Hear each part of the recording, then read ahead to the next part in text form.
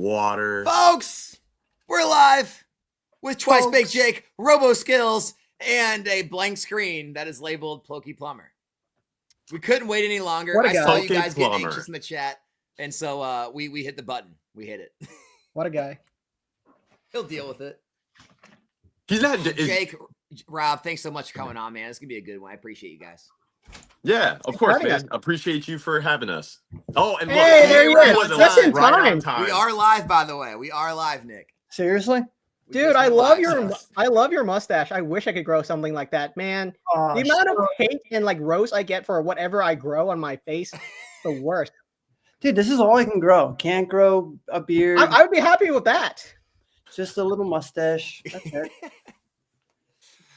We were just having good conversations off screen. We were talking about kind of this, just being like willing to adapt to all the changing, ways to operate a business. We were just talking like how, especially with the product shortages, how the old LGS model of just kind of buying from a distributor, selling product in your store, it's kind of going on the way out. And a lot of LGSs are probably, going to struggle or maybe go out of business in the next year if these product shortages don't stop. You piece of crap. Look at your background. What'd I do? Look at your background, dude. Oh. He's talking about like inventory, and he's like got like a dozen EVs staring I gotta at him. have some. I gotta have some rage bait. I gotta have the rage bait because that way I'll be like, that's why my 7-year-old can't open Prismatic because you stole it from him. It's very funny when people don't have enough inventory for rage bait, so they have to like make it work so that it appears like it's way more than it is. Have you seen some of those? I have fun with it. Like. I would talk about this before, but like when my channel was newer, I let it get to me more. Now I just kind of have fun with it. Like the haters are going to be there. You just got to like roll with it and have fun with them. Yep. Give them more to hate. There's just so many more haters nowadays. It's just insane. The climate brings it out. The climate brings it out, people. Enjoying this market. Has this been fun for you, or is this getting too much? I feel like, I think we talked about this a little bit last time when it was just you and me chatting, but it's definitely harder to get stuff, and that's for everyone. So then sometimes I do feel like I'm like, oh, I shouldn't re-up on this, or, I've got all this, like even talking with Jake, it's like, I've got product that I bought, 3, 4, 5 years ago.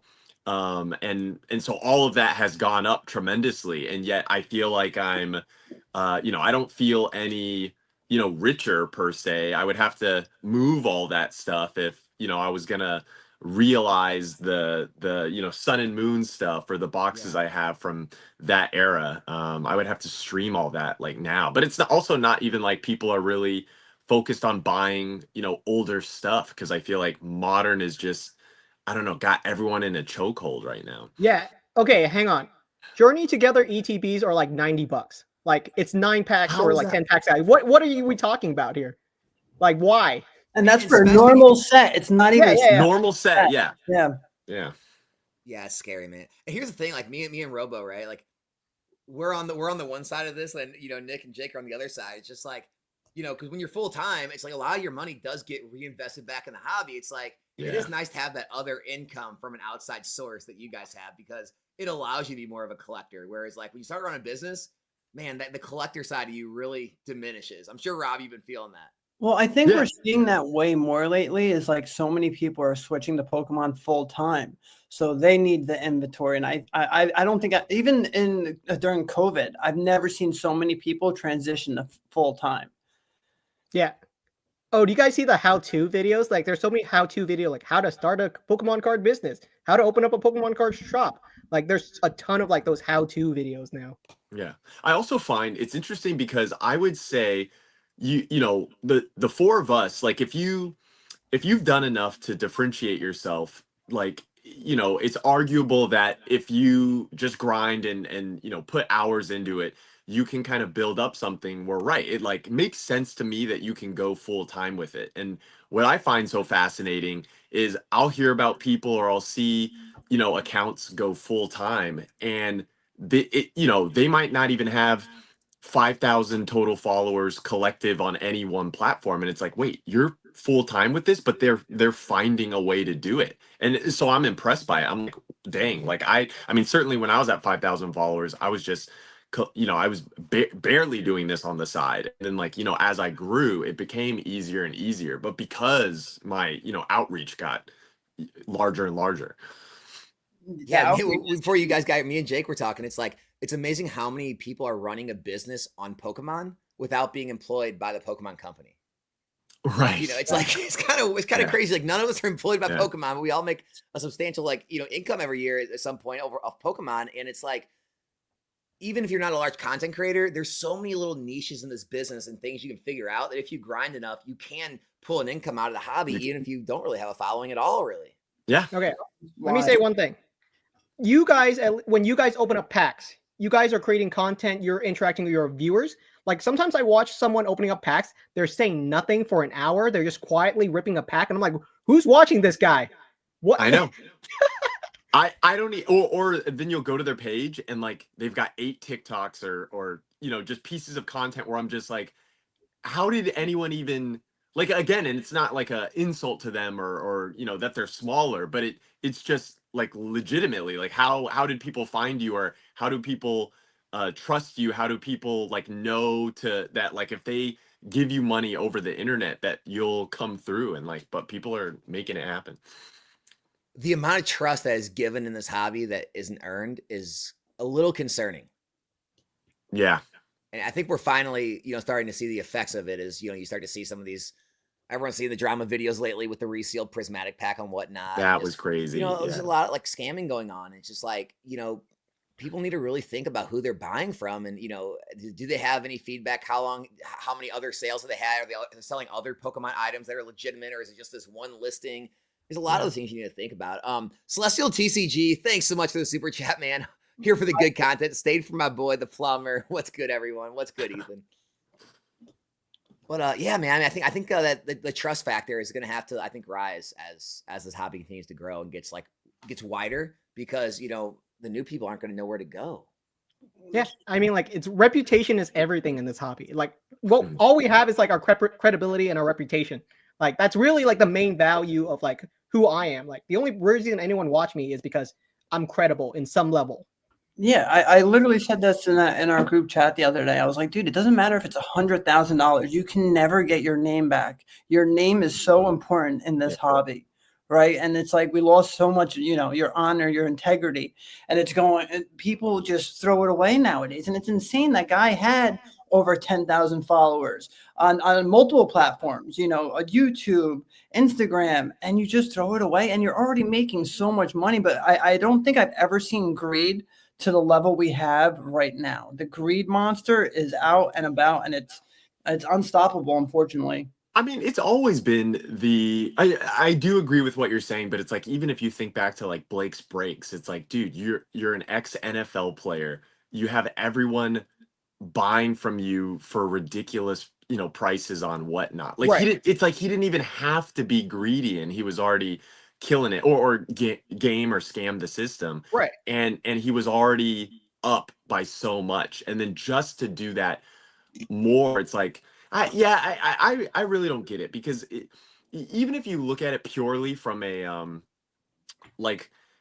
just like a selfish perspective, it's not even fiscally smart for you. Like, it's like, I don't want to do that because I actually love my squad. Like, the people that support me, it's like, I would ride for them because, they support me, and, my audience knows that. So it's like, but even if I don't think about it that way, like Plumber said, it's like, to trade it's not even worth it for $10,000, for $50,000, $1 million, because it's so important. Yeah, it really is. I mean, maybe if someone like had some kind of, like I said, Ocean's 11 style scheme, it might get to the point of being worth it then. No, Okay, okay, we got 4 people in the room. Let's work out a game plan, guys. How do we make the system work? It is incredible. Like the things people will do for like an extra $100 to $200 and destroy a reputation. I've never seen anything like it before. You have to go back to like ethics 101. That's how bad things are. It's like, hey, when you get paid, you box the package up and you ship it out. It's like, it's insane how I saw your story on that, where it's like, I still have dealt with, I've kind of like talked to Nomics about like this one thing where it's like dealing with at this point, I'm so I know so many people in the hobby now where I almost only want to exclusively deal with certain people. Like I don't want to add new like channels of transactions into my life, even if it could be for better deals or it could get to me quicker. Cause it's like I almost will pay more to just have the peace of mind and security that I know I'm going through 100% safe channels. Because every Yeah. time I have to deal with a thing that pops up unexpectedly, I'm like, oh, why this again? Not even just safe, just people that are going to get your stuff there on time. Yeah, Right. but listen to this. I'm dealing with these people that are supposed to be your safe channels, right? Like, and we're talking like big numbers here, and I'm Yeah. still waiting on a product. I'm waiting Still, on yeah. It's the first terrestrial print. I got my second terrestrial print before I got my first print, right? And then I'm waiting on these cases of Paldea right now, and it's like I'm giving it to these big names, and my stuff still isn't here. So it's gotten to that point where it's just a snowball effect right now. Yeah. I have no idea. It's like we're in the twilight zone. Honestly, I've never seen anything like this before. yeah. I mean, speaking of buying, I got a question for everybody. Is anybody buying anything right now? I would buy something, I'm I would buy something, Styles, but not much. Yeah, so I was on Pokemon Center last night. I bought the building battles of Brilliant Stars. I bought like Nice. 3 quantities of 4, and then I bought a couple. I've been buying cases of battle styles, but they're coming sliced open now. So I think we're at like the bottom of the batch. Not sure, but that's like I don't know. That's pretty much all I'm buying. I saw some guy post that he bought 6 booster box cases of battle styles, and I was like, oof, that's gonna sit for a while. Yeah, you let it sit. Did Sleepy T-Tar though? Like at the end of the day, I love that card. Right, Yeah. Battle Styles might not be the best set, but that Sleepy T-Tar is an S tier card. I really do like that card. But I'm thinking like the state the market has to be for you to buy 6 battle styles cases and be like, that's a good, like, you know, like That's the logically. only thing that's the only thing that makes sense right now. Right, that is funny. I also I didn't pick up 6 cases, but yeah, I picked up a couple at the Pokemon Center just because they're there. And then, I was like, these will be packs and it's still Sword and Shield, like for how old it is, even though it's like, right, it's Battle Styles. And I remember, yeah, I mean, when Battle Styles came out, even 2 years after, it's like, yeah, no one wanted Battle Styles. It was $80 or $75. I remember it for 80. I 70, bought some for 80. Yeah. I bought some for 80. I bought Fusion Strike for 80. I I bought, passed on Fusion Strike Rain. at 80. Paradox Rift for 80, like Temporal Forces was Scarlet and Violet base was like 80 or 90 for like the longest time too. Stuff like that. We were grabbing the Paradox cases for $4.80 a case. It was a good set. I mean, That wasn't even a long time ago. That was like yesterday. Yeah, I know. It was like 6 months. Yeah. Jake will remember this. Remember how cheap those Munch promos were? Yeah. I'll tell you the cheapest ones, like the Eevee, the Psyduck. Yeah. Those were like $10 raw. Like you could just buy as many copies as you want from Japan for $10. Yeah. Well, I was getting them for like 20 in the like sleeve. Yeah. Which is still like a really good deal compared to now, right? But look at the Van Gogh Pikachu. Yeah, the Van Gogh Pikachu, I remember it reached $40 at its cheapest. So $40 raw, and I picked up quite a few of those. Yeah, and how is it possible that in a 10 it's what it's at, but the population is I'm actually very confused, to be honest, on the Van Gogh. Is it just defying all laws of like, I don't know, economics? Like Nomics, you should break this down. Why is the Dude, Van Gogh I think look, I think we're gonna be in some dark times in the future. Like, I don't think Pokemon's gonna go away. I don't think everything's gonna crash, but I think there's gonna be certain singles and certain PSA slabs that see some serious downturns. Okay. Someone in my comment section brought this up. Someone was like, hey man, why do you think the Umbreon VMAX is too much at $3,000, but like the Mario Pikachu isn't overpriced? And I said, well, there's only like 1,000 PSA 10 Mario Pikachu. There's 15,000 Umbreon VMAX. It's just like the numbers aren't the same. Like it doesn't add up. Yeah, I think people like I think people want there to be like this certain, like this exact scientific method on determining prices. And it's like, okay, well, they'll say, well, then this other card has the same population as Mario Pikachu. It's like, that's not Mario Pikachu. And they'll say, well, this other card has the same population as the Umbreon. Why is it not so cheap? It's like, that's not the Umbreon VMAX. There's different pull rates, different releases, different, print runs. It's like, there's no exact method to determine pricing is the problem. I mean, at the end of the day, this is the most wild thing. I mean, for the state of the market we're in now, whatever you buy is going up. Yeah. You don't need to buy anything special. You just buy whatever from 5 years ago and you're fine. Yeah. That's why I tell people, it's like, buy what you like, buy what you really enjoy. Boom. Buy what you enjoy, and also buy it's so funny. I was just telling a lot of my followers that, like, if you want to make money in this hobby, not even for a business, but if you want to enjoy the hobby almost like for free, or just like make money in it so that you can get more stuff in the hobby that you enjoy, you just have to be in it for longer. And kind of, if you're making smart buys, even when there's stuff that you feel like in the moment is not that great. Like, I have a perfect example because I saw this on someone's story. I think it was Goodzilla's, where like the have you guys seen the Gold Star Greninja from Celebrations? Yeah. So I remember I gotta look up the price. I remember just giving those away as extra things on my lives for people that would just buy packs from me, like the Greninja in a 10, the Greninja in a PSA 9. I had so many, and I realized I have an ETB full of just ungraded ones, where like I had to go find it last night, but I was like, oh, I still have these. And it's just because I've purely just been in the hobby. I always liked that card. I think it is underrated, but right now it's like, I don't know if it's overrated now, but I got the it's, price for you. It was what? $2 in the start of January. It was $2 a copy at the start of January. Right now, it's currently between $8 to $9 a copy. So that's Well, like a 300 to 400% jump in like a month. Yeah, you know? a PSA 10 just sold for $400. Like, I remember. Yeah. Did it really?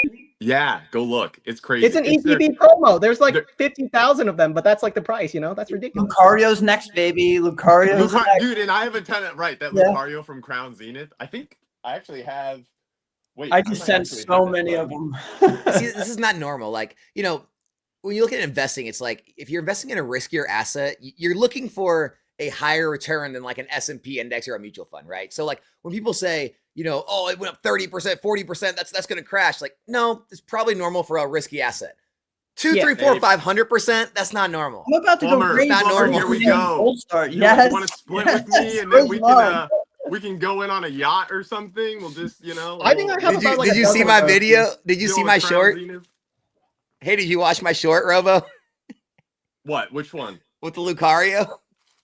Oh, yes, I did see that. Dude, that was funny, man.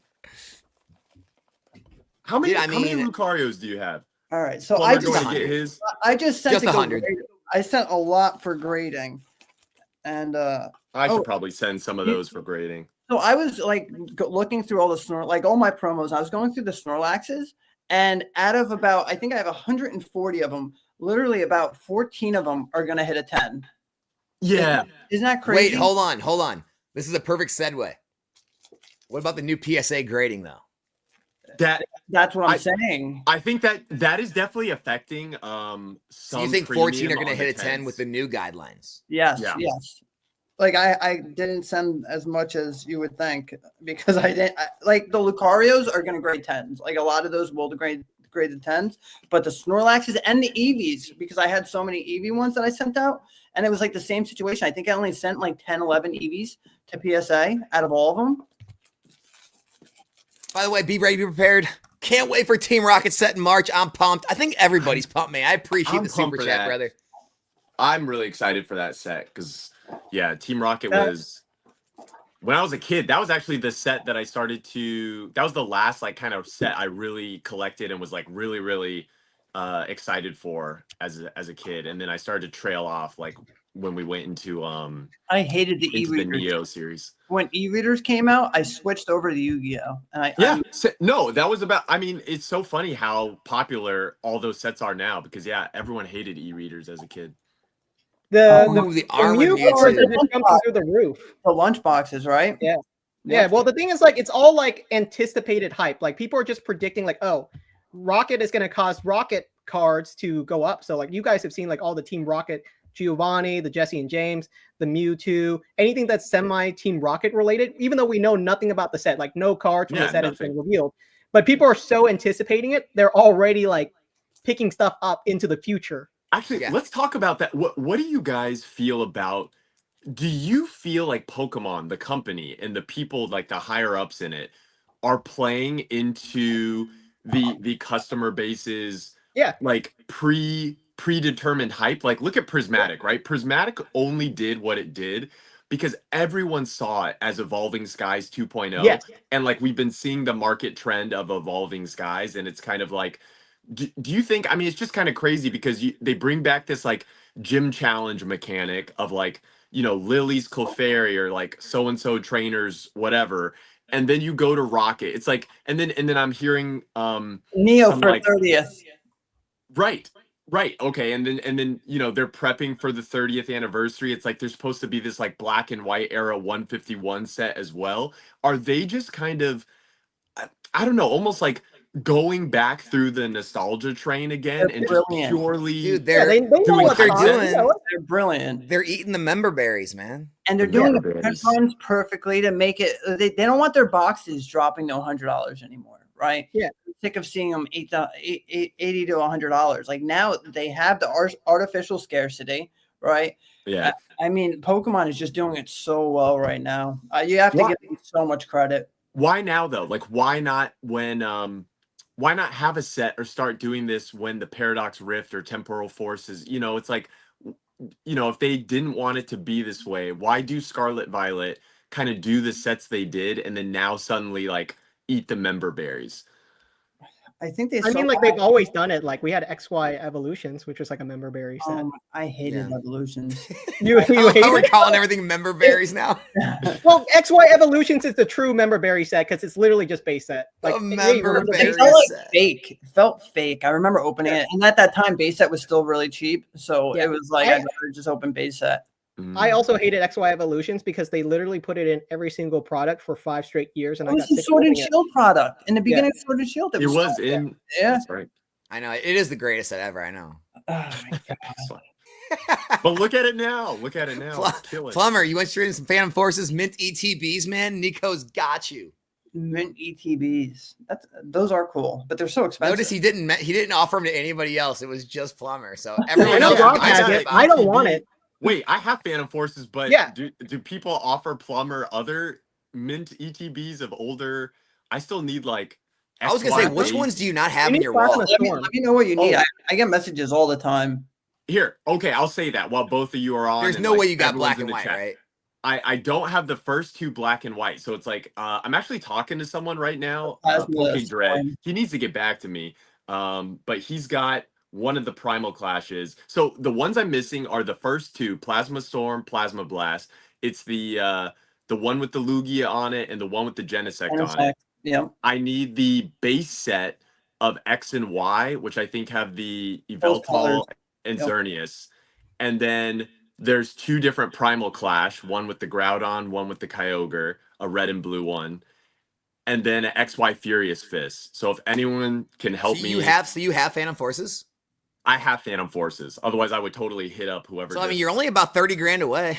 Dude, there's I so know. It's like the most expensive ones I'm missing, obviously. so crazy. But I'm so close to finishing the entire thing that I just wanna, I want to do it. I mean, yeah, that's the collector in me, right? So, like it's like I just With wanna- like the newer sets, like from Sword and Shield to Scarlet Violet, are you doing like a normal ETB and Pokemon Center as well? yeah, I have all of them. Yeah. That's pretty cool. Yeah. Do It you looks Plumber, have do you cool. know? those? Do you collect ETB, Plumber? Like the Pokemon Center ones. That makes Nice. sense. Like back then, like I had Cosmic ETBs because they were so cheap, and then when they like went to $160, I was like, oh my god, for an ETB, and then I started switching everything to booster boxes. Like I used to do collection boxes. Like I remember like that Charizard GX box was on clearance at Walmart, and I remember buying like a couple of those, and then they went to like $100 and something. So I just started getting rid of all of them. Yeah, man, it is wild. But I want to touch on the PSA I mean, thing. I Like, are you guys boxes. worried about the PSA grading? Is that like, I mean, you guys think that's going to change? I don't a lot? like the Think it's gonna be a prices big going deal? up. It's I insane. don't like the prices going I up. spent $1,200 for a whole bunch of nines. It made me Yeah. sick. Yeah. Well, here's the problem, right? Like, here's my take on it: is if they wanted to do that, they should have made a pristine or something. Like, because now everyone who agree. already has a 10 now that's like considered a PSA 10 now when it's way harder to get a 10. Well- So it doesn't make sense. They should have upped the quality of a hit or done something differently, because Correct. now only the deep collectors are going to say, well, if it's over a 1 or a 10 cert, Well, 1 now it's million actually a cert, real 10. yeah, not a Everything 1 before that's million not a cert. real 10. Yeah. They should have hired you. Like that's what they needed to do, was create their version of the black label and compete with Yep. BGS. Yeah. That's what they needed. I think it's funny they haven't done it. It's Exactly. all the grading companies. I know exactly the one kind of grading shift that they would need to do that would make every collector really happy with them, and also really kill the competition. And yet none of the grading companies do that thing. And I think it's like the most obvious thing in the world. What is it? What? It just depends. Like Well, it's different example, for every like Yeah, yeah. BGS. I mean, for years I've been telling them, like, all they would need to do is make it easier to get the gold 10. People always complain about the price difference between the gold 10 and the black label 10. The funny part is people think there's a premium on the black label 10. That's actually not true if you actually analyze what's going on. There's just a under premium on the gold 10. The different, like, people talk about bumping and the price bump from a gold 10 to a black label 10 when you're literally talking about a 0.5 subgrade difference.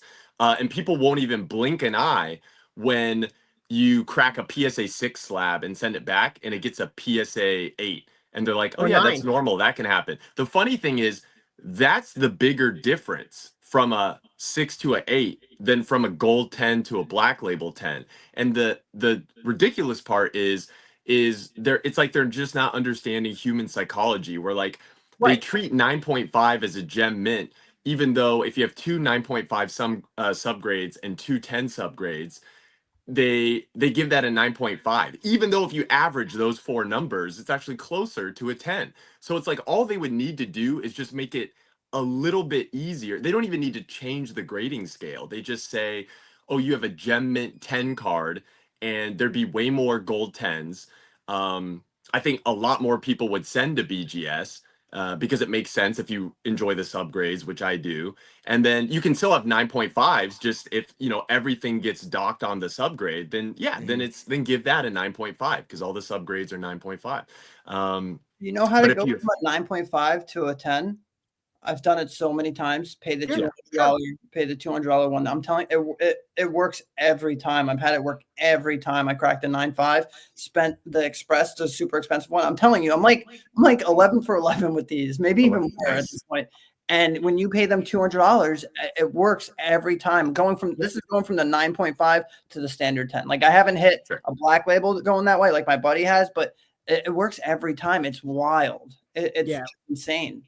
It brings back that conspiracy theory that grading is a scam. Like I know like there's a strong crowd of people that think so, and they have points. It's not like they don't have valid points, that there's flaws in grading. Okay, so enter tag. Yeah. Yeah. It's not that tag's any perfect thoughts? either. Tag is also flawed in their own way.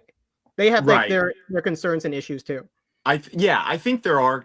I think there's things with tag. It's funny because I see all these OG collectors where I don't know, so much of my collection is just not tag that it makes me want to not collect tag, but Right. also I do understand their kind of breaking the mold into the hobby. I mean, by really touting the whole AI grading thing, it does make sense at the end of the day that like grading should be this just purely objective type of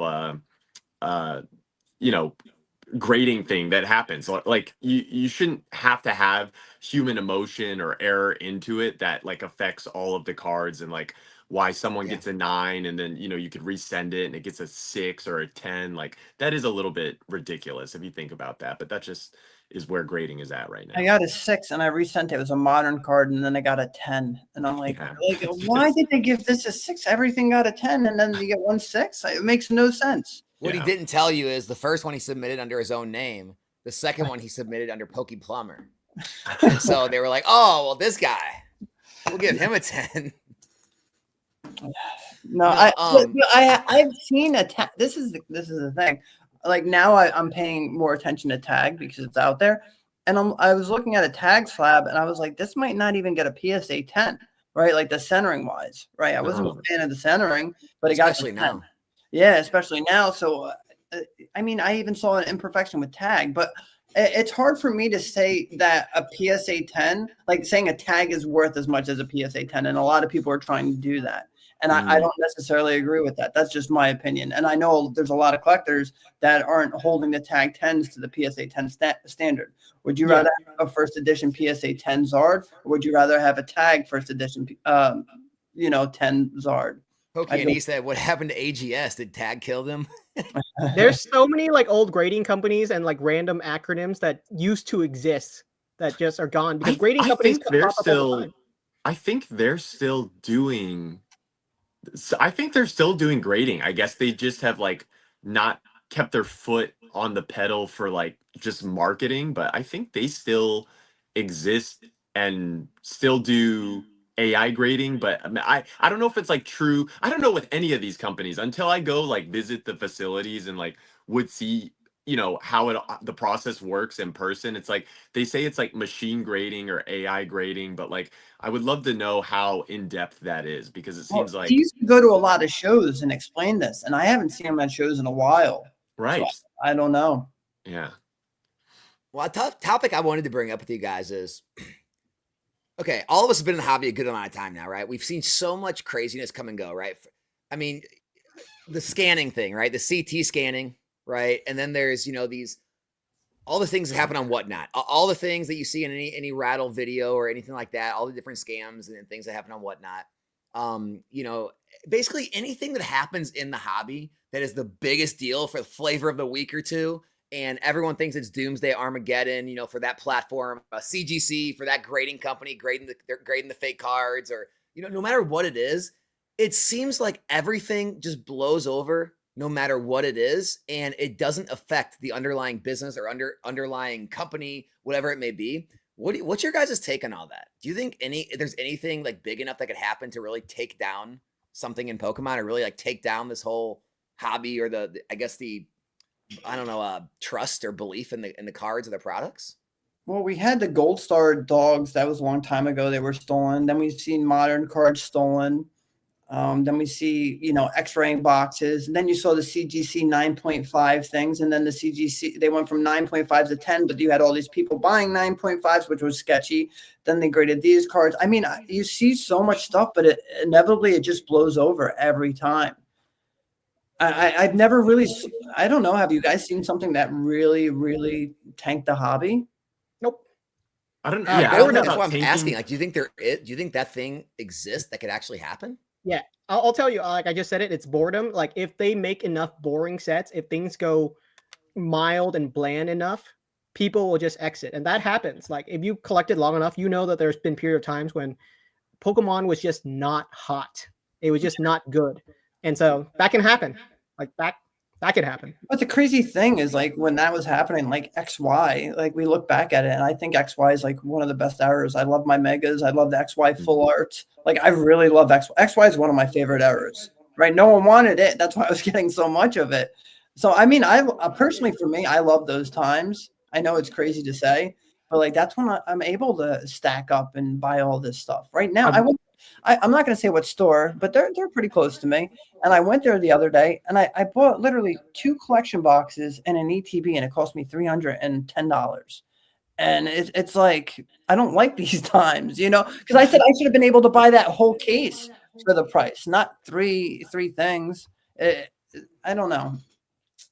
I miss times. I'm wondering if it ever goes back to when you were talking about with that XY era before, because I know the last time me and Nomics talked about, Pokemon Go coming out and that giving like a little bit of a resurgence. But I was wondering your guys' thoughts on the fact that like since 2020, really, you had this huge explosion when we were all like trapped in quarantine, and then you had like the Logan Paul first edition box break and like all these box breaks by all these like big names all happening, like people getting absorbed back and the member berries, like people were drawn in by the nostalgia. And it's like even with the like Sword and Shield dip or the early Scarlet Violet kind of like lull of, oh yeah, people, the prices are low. it still has never really gone back to the way it was before. And I don't know if it ever will kind of go back because like so many people are in it now. So many people can see that it's like an evergreen hobby that does have like if you can find your Yeah. niche in it, like a sustainable way to either make a business like what we're doing, or at least enjoy the hobby for free if you're smart about what you're buying and selling.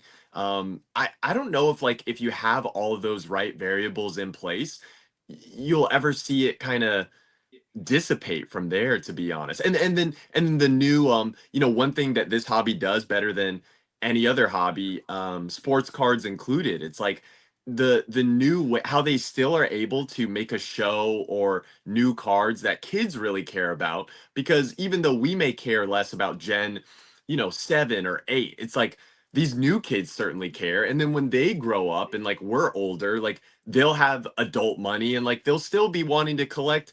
The Moonbreon will be like the Charizard of Yeah. like this new generation. Yeah, I mean, I've said that before actually. When I brought my daughters to go trick or treating, right? Like with the amount of kids I saw wearing Pokemon, like I saw Pikachu's. You see it everywhere still on the And my daughter said like everyone was bringing their Pokemon cards to school, so it's the same thing. That's why I don't think Pokemon can stop now, because now you have people that are older than us, then you have our generation, a generation below us with the EX era, and then so Diamond and Pearl, and then so on and so forth, the base set. Right. So you have all these people that are growing up and they're going to have adult money. And I mean, truth be told, like I'm having a lot of nostalgia with opening sets with my kids. Right. Like, I know. Yeah. or not, even though it's only 3, 4, 5 years, like I'm like, oh my God, I was opening, Detective Pikachu with my daughters, for me, I have nostalgia for Detective Pikachu, those horrible tins, right? They had Crimson Invasion and Ultra Prism, but like I still have nostalgia whenever I see that tin. Right. So I can't believe I'm going to say this, but I just think Pokemon is just, it's a train and it's not stopping. Yeah. I got to respond to the drama in the chat. None of these guys Drama? give an F about the kids. Yeah, They're I wanted investors. to bring that up too. I want to bring that up. There's no product on the shelves for them. They don't care, Frank. All right, I'm going to say one thing and then Jake can talk. Kids don't buy packs. Okay. Parents do. Pokey Plumber just said he's buying his kids packs. We got tons of other parents. I have friends that are buying their kids packs. They're all online. They're all, on TCG Player, eBay. You can find them on, there were orders on GameStop. You could pre-order. You go up to GameStop and literally pre-order packs. Amazon has them. Like, if you're not finding packs just at Target or Walmart, I have to ask you one thing. Do you really shop in person at stores for everything you buy? Because if you did, Amazon wouldn't be as big of a company as it is. Everybody buys online now. The products are online. Just go buy them. And the fact that all these other parents have them for their kids, I mean, it's not like kids are walking up there with their allowance money saying, I want a pack of Pokemon cards. Let's get real here. Yeah, I was thinking the same thing. Like, I keep seeing like this think of the children, like weird scapegoat. Like, I don't get it. Like, I'm not saying I hate kids. Like, I donated 5,000 Pokemon cards to like an elementary school like 2 weeks ago. I'm not saying that like it's a saint thing to do, but I did that. I give cards to my cousins and nieces all the time. And obviously, if you want to buy packs for your kids, like they're still available. Like there's plenty of packs for like $4, like everywhere. Like I saw someone looking at a line at Costco. It was like a long queue line of people buying Pokemon cards at Costco. And the comment said, oh, there's no kids in this line. I'm like, what kid would be waiting in line at a Costco on like a Wednesday to buy like Pokemon cards? I'm like, obviously the kids isn't going to be in the line. It's just a weird comment to make. Well, I get Alex and I were talking about this the other day. Like when I was a kid, like if I wanted to go get base set packs and they weren't there, like we would just get like Fossil, right? Like if the base set wasn't there. So if people go to the store, Prismatic isn't there, but my store still has Crown Zenith, has every other pack there. There might not be Prismatic right now, but that's what happened when I was a kid, right? Yeah. Just buy another pack. The kids don't know. My daughter, dude. I mean, they knew the evolutions. That's why I got them the Prismatic binders. Right. But it's like you could still open any Pokemon cards out there. And if you're playing the game, the singles are still pretty cheap too. It's not SV base, $5 pack, Paldea 6 a pack, Obsidian Flames probably 6 a pack, 5 a pack, like Paradox 5 a pack, Temporal 5 a pack, Twilight 5 or 6 a pack. Every set in the entire freaking era almost is $5 to $6 a pack, which is maybe $1 more than they used to be. You're just looking at one set and saying, that's too expensive. The whole hobby's shot. Yeah. It's crazy. I would even say that's not even due to the craze. I mean, packs being kind of up $1 or $2 to like 5, 6 is just naturally keeping up with the inflation of like everything else in the economy that's also up by, a couple bucks. It's crazy. Yeah, I just had to address that because that is like Jake said, it's this weird scapegoat that everyone's attached themselves to as like a way to, I don't know, talk down anyone that owns this stuff. Like no one should be able to own think this of the stuff. children. It's just a weird thing to say. Until every kid on earth has their fill and they're card drunk and they don't want to open another pack, that is when you can officially go buy product. That right. Someone else said that. Was it Dan that made like I think a short on that where he was talking about entitlement, and then he was like, okay, if everyone in the world gets Pokemon cards, like you're only allowed to open up like I think it was like 2 packs, and then like that's your fill, and then every other pack has to be saved for everyone else because that's how it would like I don't know divvy up between. When I was a kid, that's all I was opening was 2 packs, 3 packs if I was lucky. Right. No, exactly. Yeah, like when you were collecting as a kid, yeah, I might get 2 packs every, if I got good grades on my report card for half a year. Exactly what it was. Yep. I was telling Rob about this on our podcast. Was I just got hand-me-down cards? Was like whatever cards like my brother or like my friends didn't want, like that's the cards I got. And like that's you got what you got as a kid. It just happens. It just depends. Or remember like when you were like young and a friend would get something, your parents would say, maybe for your birthday, maybe for Christmas. And then I'd cry. Now it's like, no. Now it's like, I need that now. My kid needs it now. Yeah. It is improv cards. The Greninja Gold cards are hitting $300. Oh, we were just talking about it. Yeah, talked about it, man. Yeah. Rewind a little bit. It's wild. I'm about to go to the basement and pull all those out. I was literally doing a video on this just like the other day. Was that like the Moltres, Zapdos, and Articuno, like the stained glass bird that reached like $250 at its peak, and then after 2 years it tanked down to $40 a PSA 10 because it's available inside of every Hidden Fates ETB. It's like right now like just starting to recover, but people so easily forget that these cards are readily available inside of literally every ETB out there. And they're easy to grade too. Yep. The stained glass birds are definitely easy to grade. Do you think now with it being harder? Okay, so this is actually what I wanted to talk to you guys about when we segued to PSA's grading thing. And then we talk about so one thing I've noticed, so I'm sure all 3 of you have noticed this as well, is and I'm sure a lot of people in the chat have noticed this if you grade cards a lot, but there does seem to be this like heavy premium on the PSA 10 specifically for ETB promos.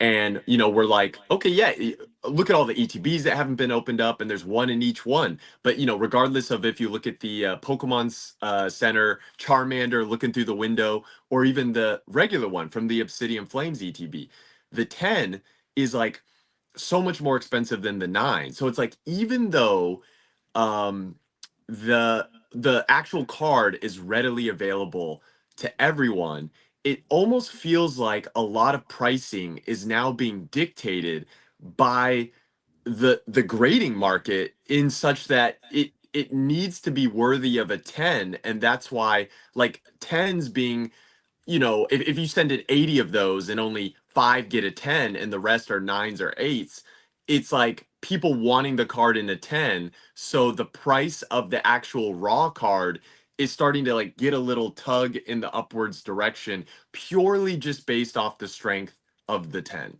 The 10. You guys see? Yeah. 100%. People want to make the grading play.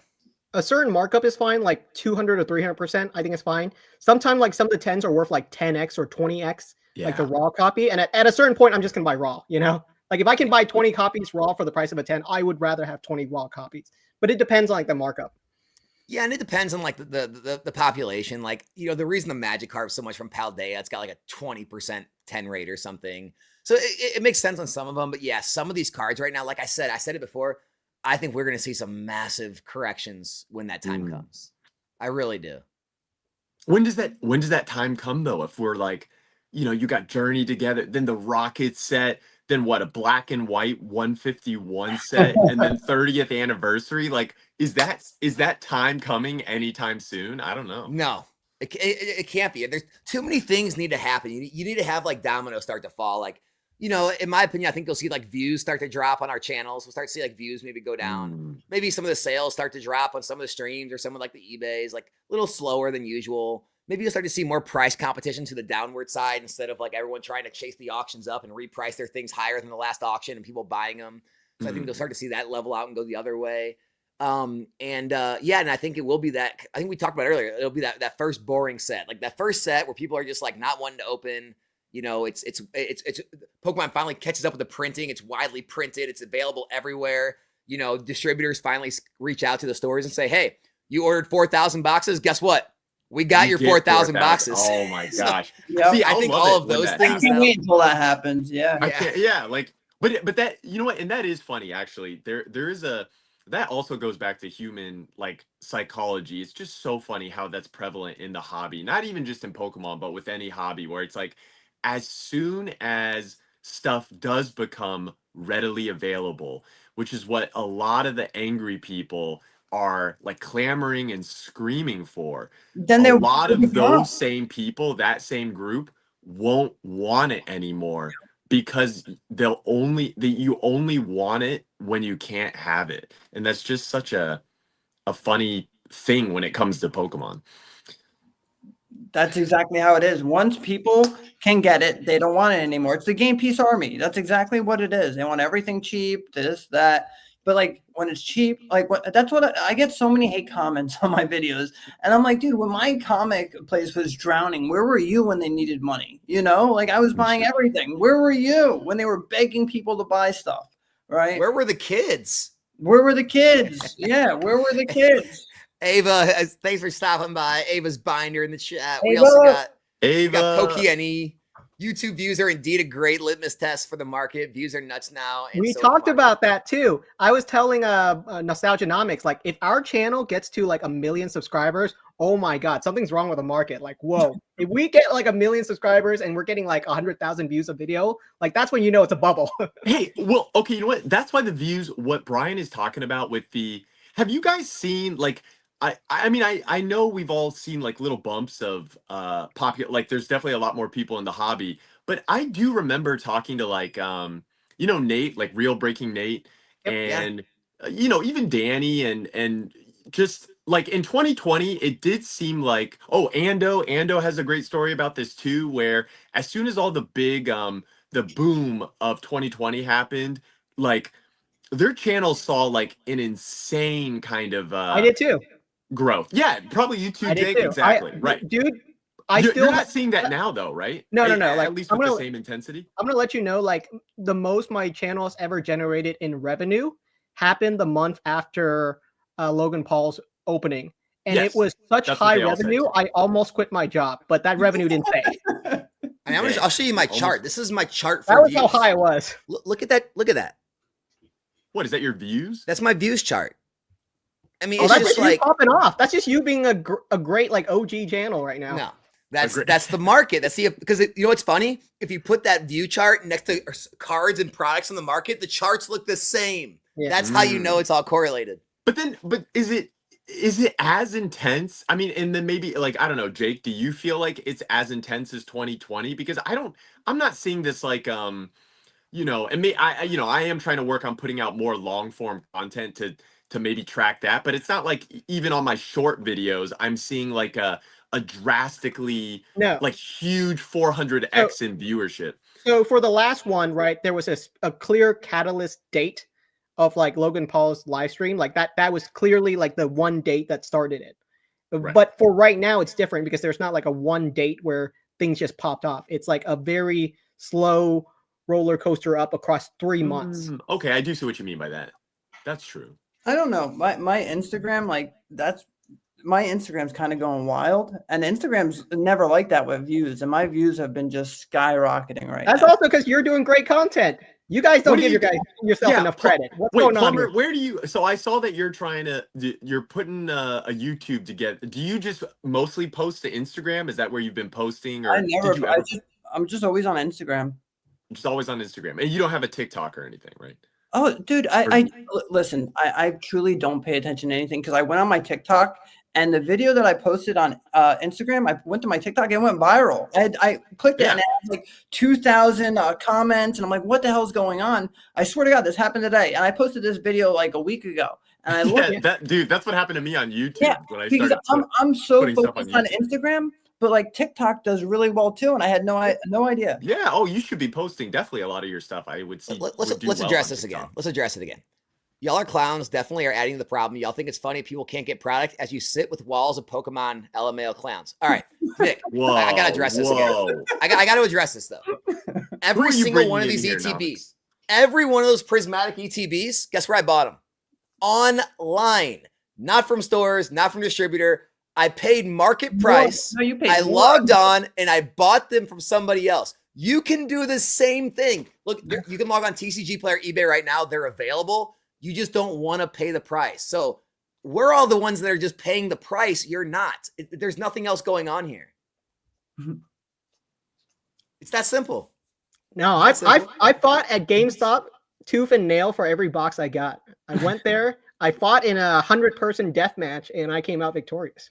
Dude, it's that I shank get a product. with you. I mean, it's with anything though. Like even if, like, you know, Nick, you're paying what for XY Sun and Moon boxes? You're still buying. You're paying thousands of dollars. You're not getting some crazy like, you know, backdoor deal. You're paying market price.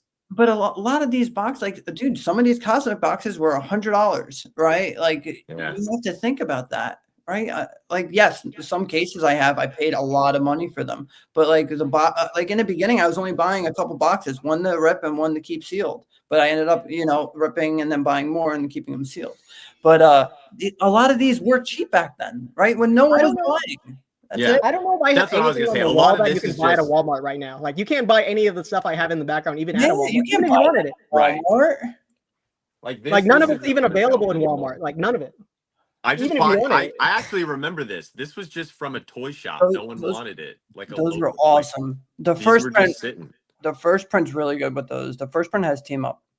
And by the way, I don't know. I put these up to get comments like that. Like I could have put anything. I could have put some cases up. I could have put other boxes. I put just the prismatic up for the stream for those comments. That's a good one. I graded that in a 10. I love that card. I wish that was in Unified Minds. If this was in the set, it would be a $4,000 card. That's in this one. $4,000 card. If it was in the set. Yeah, the Japanese version's in this one though. Well, what's the top hit? Look at this. Have you guys ever seen this? You ever seen this item? Is that the Walgreens? I don't even know. Is it MJ Holdings? Is that an MJ Holdings? Two packs plus one. I think it's an MJ Holdings like Walgreens repack. That's what I think too. The fact that like we know what it is like it shows like how deep we are in the hobby. Yeah, and we can look at that and be like, oh, I know what company does that. Probably was from. Oh, Fairfield. That's the other one. Yeah. So funny. I don't even know what that's from. That'll buy you a new house one day. Yeah. I did that. Nice. We did my Pokemon paid me to redo my entire house. Jake, you bought a house with Pokemon? Yeah. I did a down payment of my house with Pokemon cards. Did you do the YouTube video like standing in front of the house and like Pokemon bought me a house? Kind of almost. I almost did that. I did do that video and it was pretty popular because people were like, "Wow, that's kind of neat that your hobby paid for like your down payment." But lots of hobbies can do that. Like if you could do like art or shoes or like something, like lots of hobbies can turn a value, I guess. Yeah, I was talking to one of my plumbing buddies yesterday, and he's like, "You haven't been working as much," and I'm like, "Yeah." I was like, "Because like Pokemon," and he's like, "You're kidding me, right?" I'm like, "Dude," I was telling him about Alex and what Alex is doing, and he's like, "You guys are making this kind of money off of fucking Pokemon cards," and I'm like, "Yeah, dude." Like the normal person doesn't know. It's insane. Do you? I am seeing that more of the normal, like people outside the hobby are kind of like catching on a little bit, or at least there does seem to be more public awareness that like there is like, and I think that's what's also drawn a lot of people in. Because at the end of the day, of course, there's always going to be the people that are, maybe only in it for the money, but I would find it hard pressed to like find anyone that just doesn't enjoy it a little bit, because even people that are in it for the money, they're like, I mean, there's a million things you can do and be in it for the money for, and like go make money off of, but like you got to kind of enjoy cards and You the have the buy sell trade aspect a little bit to like want to do it in this. And I was going to say, like, for you, like in your background, I see that you have like all these booster boxes. Have you just been always buying booster boxes ever since you've been in the hobby? And then right, you just like keep one sealed, because I'm sure like you've got what, all the way back to like Sun and Moon or XY? So like I really like dove in. Like I dabbled in XY like when the Pokemon Go boom happened, right? Like Mhm. everyone was doing. Like I was going on Craigslist buying base set cards. Like that's what I did in the beginning. I was buying all the stuff from like when I was a kid. A kid, yeah. And then like I remember my mom was like, "You have stuff in the basement," and this really added to it. And it was like college. This was like during college break, and I went to Walgreens and I bought these EX tins. Remember the not EX, Level X. It was the Garchomp, the Charizard, and the Rayquaza tins, right? Wow, you bought this from Walgreens? Yeah, so I bought like 5 of them. And that night we went drinking, and I guess I came home and I opened them or whatever, passed out. So fast forward years. So I go and I'm going through it. I find a couple sealed 10s, right? So I guess I just passed out after opening a couple of them. And I actually have one of them here because like it reminds me of that time. And yeah, I found a couple 10s, and then I ended up taking the 10s, and like, Pokemon started going crazier, and I traded it towards like a Unified Minds case at my local comic place. Oh, Yeah. And yeah, so I started getting into like the cases, the sealed product, and like I watched Rudy back then, you know, and it was like fun for me because I'm finding my childhood binder, I'm grading, I'm doing BGS because Leon Hart was doing BGS. Like I didn't know anything. Primetime Pokemon was like one of my favorite people to watch, looking through the 10s. But yeah, I've been buying sealed like since the beginning. dang. Yeah. You know, I think I every didn't single buy one of us sealed. too. Every single one of us like buys and has bought product that's been, you know, past release, past MSRP, past like the market price is already higher. And I think that's what people don't understand. It's just like, you know, I paid $350 for a Flash Fire box back in, you know, 2017 or something, or 18, like after it had already risen. It was this 10. Wow. Yeah. You were buying that in Walgreens? That's Well, it was insane. during college, and they were $10 a piece back then. Yeah. I don't even know what's in here. Look what's in here. I found a bird. I had no idea. Nice. I could never find, dude, it's wild. I can't find I bought this anything from of like, Walmart for $10 too. $4. oh, the Tiny Ninja Legend. Ninja. Oh. This was also $10 Yeah. from Yeah. Walmart. Yes. Oh, yeah. Dude, those Shining Legends, those were falling off the shelves. Yeah. They were Giant- never expensive for the longest time. The ultra premium collection was on clearance because I had a rip in it at GameStop, and I'm pretty sure I paid like $20 for it on clearance because I had a rip in it. The Shining Legend. But it was embarrassing to buy Pokemon back then. I remember being like nervous to go to the store and buy Pokemon, right? Because nobody was doing it. And then it became like the norm. It's just so crazy how far we've come. Wait, what year was Bulbasaur that? says You just, these Bulbasaur needs goated pools to get a job. And you know, I agree. And once this boom ends, we're all going to work at McDonald's. yeah. That's what I'm told all the time. Yeah, Arvin will work on a dairy farm. Still We're all selling gonna get milky stuck working at bags. McDonald's when this boom's He'll over. always find a way. Wait, so Plumber, when was that when you were like walking in and buying Shining Legends ultra premium collections and feeling like not embarrassed, but like That was like 2018-ish. Yeah, I would agree. In 2018, if you graded a Oh, yeah. Pokemon card, you were a massive nerd. Like Yeah. you were like beyond a nerd. Yeah. Obviously, like your mom and pops, like you can get cards graded at GameStop now. But back Right. then, like any graded card was you were like a mega nerd. Right. You had to be so I forget that, like how much that has even transitioned, where like I remember when I got back in, which was, so I guess I just missed that, Plumber. Like, because 2018 I think it was like 2019 I really started to get into it and like make content. And then right, I didn't really grade cards for my whole first year because it seemed like so much like just a level up of like I still needed to understand stuff, and I wasn't exposed to it.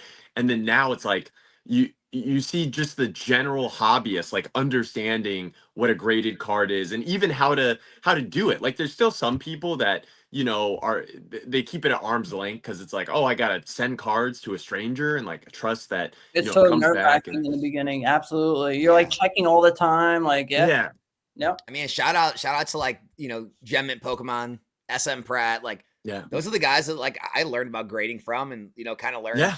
the things to look for and how to grade basically before I made my first. There was like no Pokemon content, right? Like the reason I was finding Pokemon content back then, because like I was always very big on Instagram, right? And I would like look at the hashtags and like click Pokemon, and then I found like Pokemon Revolution Nick, right?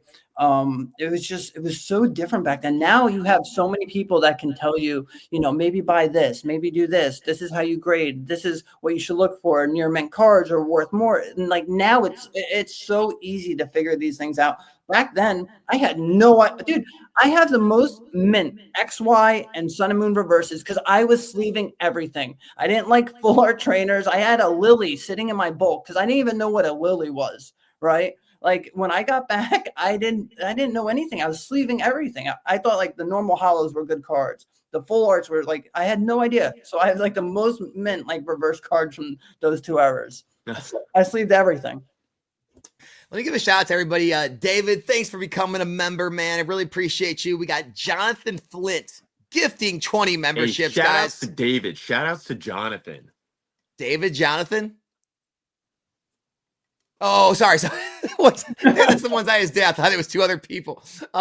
Yeah, DJ Bryce, 99-cent super chat. Really appreciate all the support, guys. Dude, that's crazy, dude. Throwing Lily in the bulk. That's rough, man. Lily was a bulk card for a while, like not bulk, but she was like a $20 card or something. What are we talking about? Sun and Moon base or? No, I found the Sun and Moon base in my thing, not the Ultra Prism. I hated Ultra Prism because I wanted Pokemon. I didn't like the full arts, and that's like when I was really like getting back into it. And I hated Ultra Prism. I remember that, but I did Celestial Storm because I really wanted the Rayquaza Rainbow, and that's like when I was like really ripping packs nonstop. Yeah.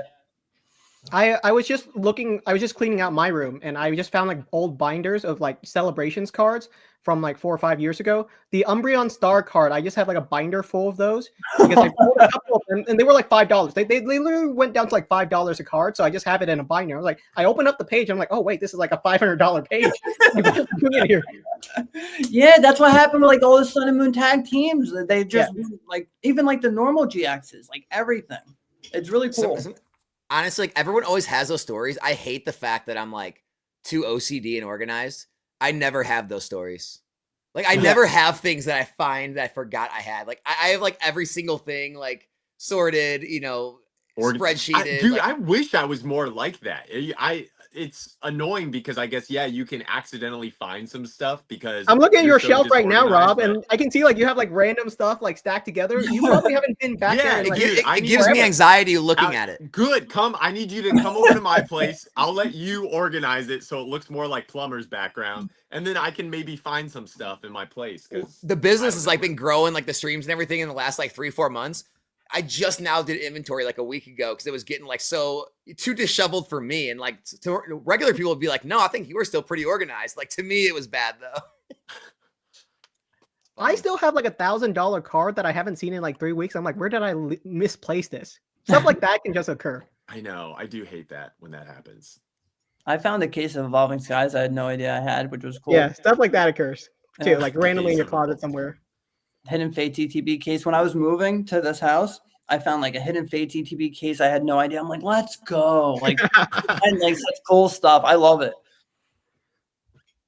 Yeah, I mean, honestly, a lot of this hobby is kind of getting lucky. Like, it's not. It's like you create your own luck, right? You put things away that you see value in, but it's like, no one thought that Umbreon would go from $5 to $50. Like, no one thought that Gold Star Greninja would be doing what it is. A lot of these things, it's just like. We put sealed product away to plan on it rising in value over time, but no one saw evolutions going from 80 to 1,000. And so I think a lot of it's just like making such a large amount of plays that eventually they just go to the moon. You get so lucky on them. Yeah. Well, you can't do everything. So it's like even stuff that you just set to the side, and as long as you organize it or keep it, you put it away. That's one thing, even getting back into Pokemon that I've realized, because you look at Legendary Collection, everyone hated that when I was a kid. Plumber was talking about the e-reader stuff. It's like one thing you'll find, actually, this is just with anything, but right, the stuff that's unpopular isn't as organized or kept as carefully as popular stuff. So you can see this across the span of all Pokemon, where whatever I firmly believe this could even happen to something like Steam Siege. It's just like I love whatever. Steam. Don't talk bad on Steam. No, well, so exactly, that's my point. It's Let's so many go. people, when there's a general disdain Just has a for Steam Siege something. pack laying there. What are the odds of that? I just did a video on Steam Siege, like a How do really you have Steam? memey video Okay, on it. well, it's just anything that's unpopular at any given time just means people aren't collecting it. They're not keeping track of it as carefully, and it's not being bought up as much. And so that's the stuff that kind of gets lost or forgotten about. And then the lost or forgotten about stuff 10 years later is like the rare stuff, because it's was something that wasn't as cared for. And so it always goes and gets more popular than stuff that everyone kind of deemed as being more popular or something that you should keep track of. And But I've just seen this trend so much to not believe in it. Like what you're saying, like think about this, but look what's happening with Shrouded Fable. Like that's something that could potentially happen with what you're talking about. But now it's so fast track that now everyone's buying Shrouded Fable, right? They're like, oh, man, and look at this. Awesome. The Hound is awesome. So people are realizing it, right? It's like even what you're saying was Shrouded, it's what I'm saying, and it's like the span of the realization of it is getting way smaller than what used to take 5 years for the realization to happen. It's like it's crazy. Like 5 months. Yeah. It's so wild. So I guess this one's more for PokePlumber and TwiceBakedJake. We talked about it a little beforehand, but I thought I'd do it on the camera. But any more any plans to go more full-time in the hobby? Are you guys happy with your current situations of having a full-time income outside the hobby and keeping this more for fun and collection? It's hard to walk away from healthcare. What do you think, Plumber? I mean, Jake he could do it. He just has such a cush gig. Yeah, I have a really cushy gig. If you guys know what I do, like I should be working right now. Like, there you go. I should be working. He's getting paid right now. So it's like I try to slow down with the plumbing sometimes, but it's like I just did like a sewer job, and I mean I haven't been working as much. I've been spending a lot of time with my son. I have a 7-month-old son, so I'm like spending a lot of time with him because I was working so much with my daughters, and now with my son, like I get to spend more time. It's really nice that I'm in the position. Like I'm very grateful for where I'm at, right? But keep in mind, people don't see what I did for 4 years working, 7 days a week nonstop, right? So I'm kind of taking a step back a little bit, and I'm lucky that I have Pokemon and this stuff has done so well, right? But the most sick thing about me is like it kills me to sell a Cosmic Eclipse box, right? Even though the margins are insane. Like a team up box, I gave Ryan a box and it like hurts on the inside. Like Sword and Shield, I was like, oh, if Sword and Shield goes wild one day, I'll never have to work again. It's gone absolutely insane. And then recently I just sold a whole bunch of cases. And I mean, I'm just in a very good spot right now that like I can have some fun with Pokemon. I'm going to make some YouTube videos because I wish when I was going through everything I went through, I wish there was some documentation. And it's more so like, yes, I'm going to give people advice, help them out. But I just want to watch how this hobby goes. So deep down, I just want to see what I was thinking here. Yeah. And I think that's really neat that I'm going to be able to do that. And I'm always going to plumb, right? That's not going to change. But I'm at like a happy balance right now. Like I still work during the week and I have extra time where I can enjoy Pokemon more, which is really cool. I got a really great point. Remember that guy that said, think of the kids? I'm just going to say I am. Some of that's going to pay for some colleges. I just know it. Yeah. And that's why I said, so Alex and I talk about this all the time. And he's like, why don't you just do this? Why don't you do this? I was like, dude, I'm going to have to pay for 2 weddings, 3 colleges, I no matter how well I'm doing, I just want to do better for my family. And that's the goal at the end of the day. Like when I was buying this, I remember I was like, wow, if it really does do what like Base Set does is a $3,000 box. Like, oh man, like I didn't know the extent I didn't know Base Set was going to go to 30 something grand at one point.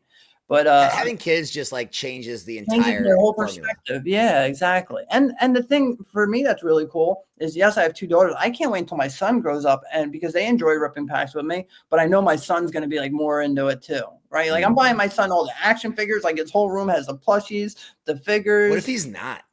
Then I'm gonna have to. What if he says, "Dad, all your stuff's stupid"? They might. He's gonna have to put him up for adoption. Dude, my son can do whatever he wants, whatever makes him happy. Right.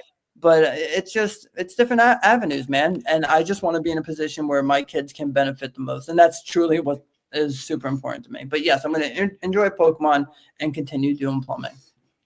What about you, That's Robo, really man? cool. I think that's you having cool fun that with you- you having Thank you, fun man. working in the Pokemon biz? You sticking with it? Oh, what, me? Yeah. Oh, yeah. Yeah. I'm pretty, yeah, I'm doing this for the rest of my life. Like I already made the call like 2.5 years ago to quit the corporate He'll be gig, and 80, it's just like an 80-year-old man opening up. Oh, here I go. yeah, and I'll opening just up. be making content. Like, I also have the same kind of futuristic vision, like even hearing Plumber talk about, like when I have kids, like I'm gonna be so excited opening up like with my son or daughter, like when they're into it and in that phase. And so that's something that I really look forward to. I mean, I'll find a way to make it my kids better selves. Yeah, exactly. See, and then they can follow in the footsteps of, but I'm also like the Plumber in the sense that, if I like, I'll still want to keep doing this even when inevitably, if I have kids and they grow up and they're like teenagers and they're like not into this, and maybe they don't get it for some years, and maybe they're into other stuff, and then right, that's okay, right? Because this will still just be my hobby. And then maybe when they're even older, they get back into it because they've just seen how much like I've stayed in it or enjoyed it for like, my whole life. And so it's just, yeah, it's something that I feel like it's it's been a hobby for me. I truly do love like collecting. I still have like so many collecting goals I'm trying to, accomplish and do. So it's like if I can make money in the hobby that I love, as opposed to just going to an office and like, pushing a pencil from 9 to 5, of course I'm going to try to find a way to make it work like within the I hobby. have like fun plans for like career day. Like I will literally bring in packs and just give them out. Like I just think that would be fun, That's all. I did that for our baby shower. All her friends came to our house afterwards, and I cracked open a box of Obsidian Flames. And my one buddy, he's Vanessa's husband, was like, "Dude, this is like gambling. I'm hooked. I'm hooked." And now he buys one of every box. It's wild. Alex, what's your plan, buddy? I don't. I said this before. I don't have plans. Do I look like a man with a plan?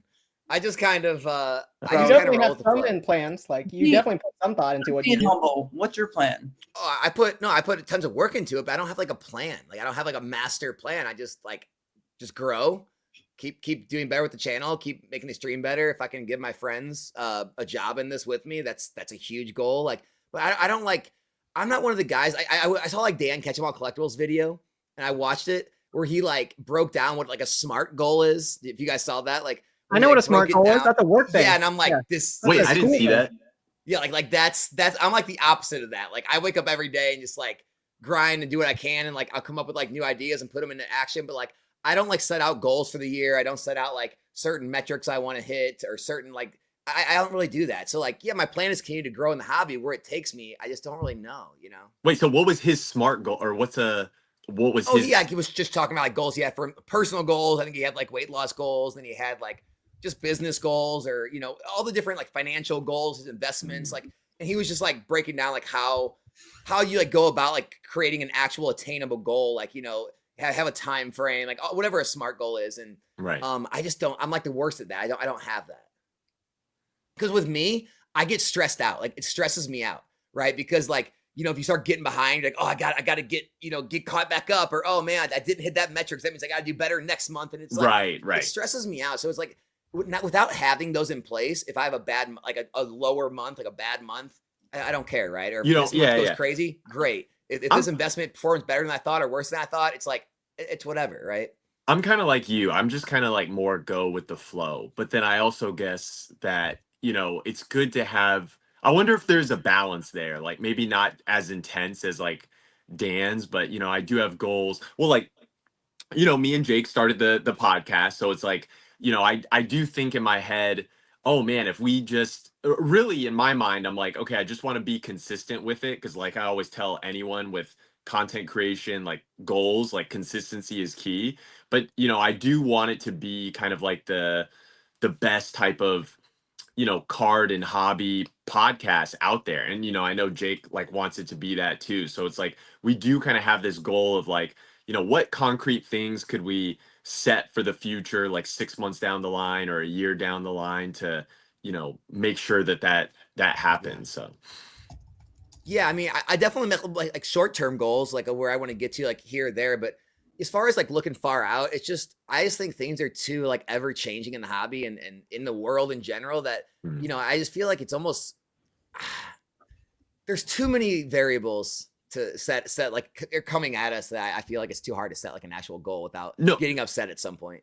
You're right, especially now. Like I've heard, I'm sure you guys have all heard this on social media, but it's like the have you guys seen the just people talking about like AI and how by like 2026 it's supposed to just the gap of like what we've accomplished in the last 20 years will seem so minuscule because like AI is going to revamp and revolutionize like everything, and then we're all just going to have to like think about the way we do things like way differently.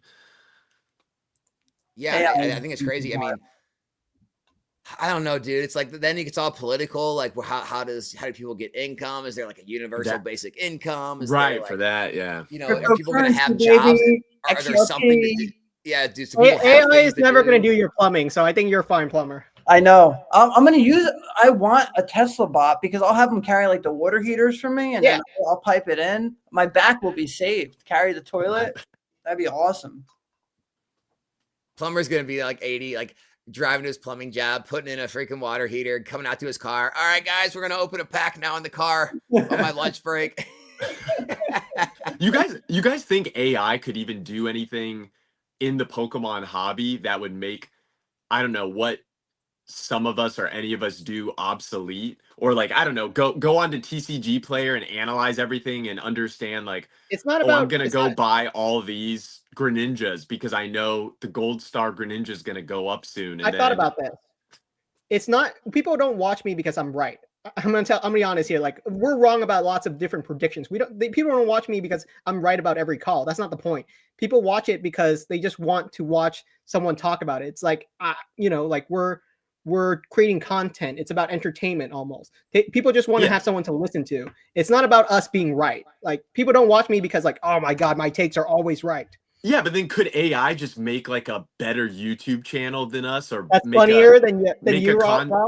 I don't know. Like, well, that's what they're saying, right? Is like they'll just be AI content creators, or you know, they'll just make. I mean, they already have those for streamers now. What are they called? I know what you're talking about. Yeah, the fake. It's not even a real person. It's just an AI generated content creator, and then they have millions of followers on some of them in Asia, and it's like, I know who gets paid for that. Who's getting that money? I mean, I always say, everyone always talks about like my business. Like I don't have a business. Like I don't sell things. I sell entertainment.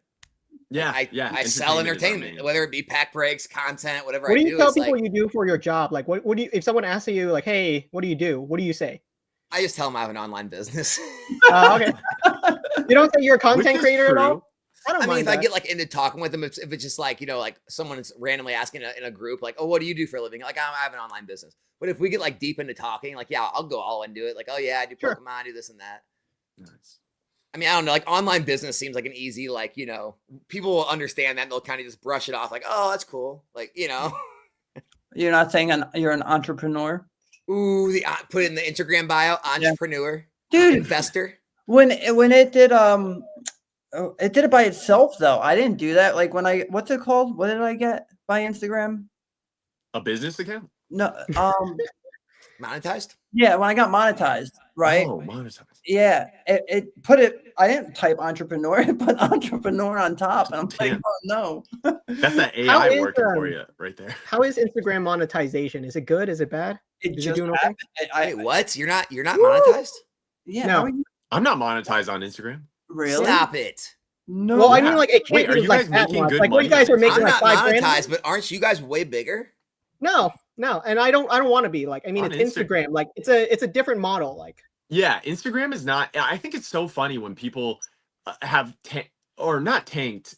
Well, in my view, okay, I don't want to put like a negative connotation to it, but it's like my Instagram is purely like I don't know, my curation like is for me like that, and that's what Instagram started for, right? I mean, it was like a portfolio, so you could post like food I pics and travel Yeah, I pics, and use now Instagram as like a pe- Facebook now. Like I use Instagram to see like what all you guys are talking about, or you guys can DM me because you can't DM right, through right. It's YouTube, more of obviously. communication for me, and also like a little bit of what Plumber said, where it's like I just want to see what I was doing and where my mind was at, like 2 years down the line, 5 years down the line. I actually think it's really weird that some people like post a lot of stuff to Instagram where it'll be like regurgitated content, or some people will like 3 days in a row post memes where it's like a year from now when you look back on this date, do you just want that meme post to be the thing that you remember about I don't that know about like you, but in a year from now, I really want to remember Hawk to a coin.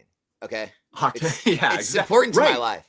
But that Instagram has kind of gotten like a little bit, and there's so much noise on it now because now it's like showing you stuff So from much people you noise. don't even follow. So you get all the like Yeah. random advertisement, and I don't know. I think that's one of the big things where I think Meta has really like failed in the past.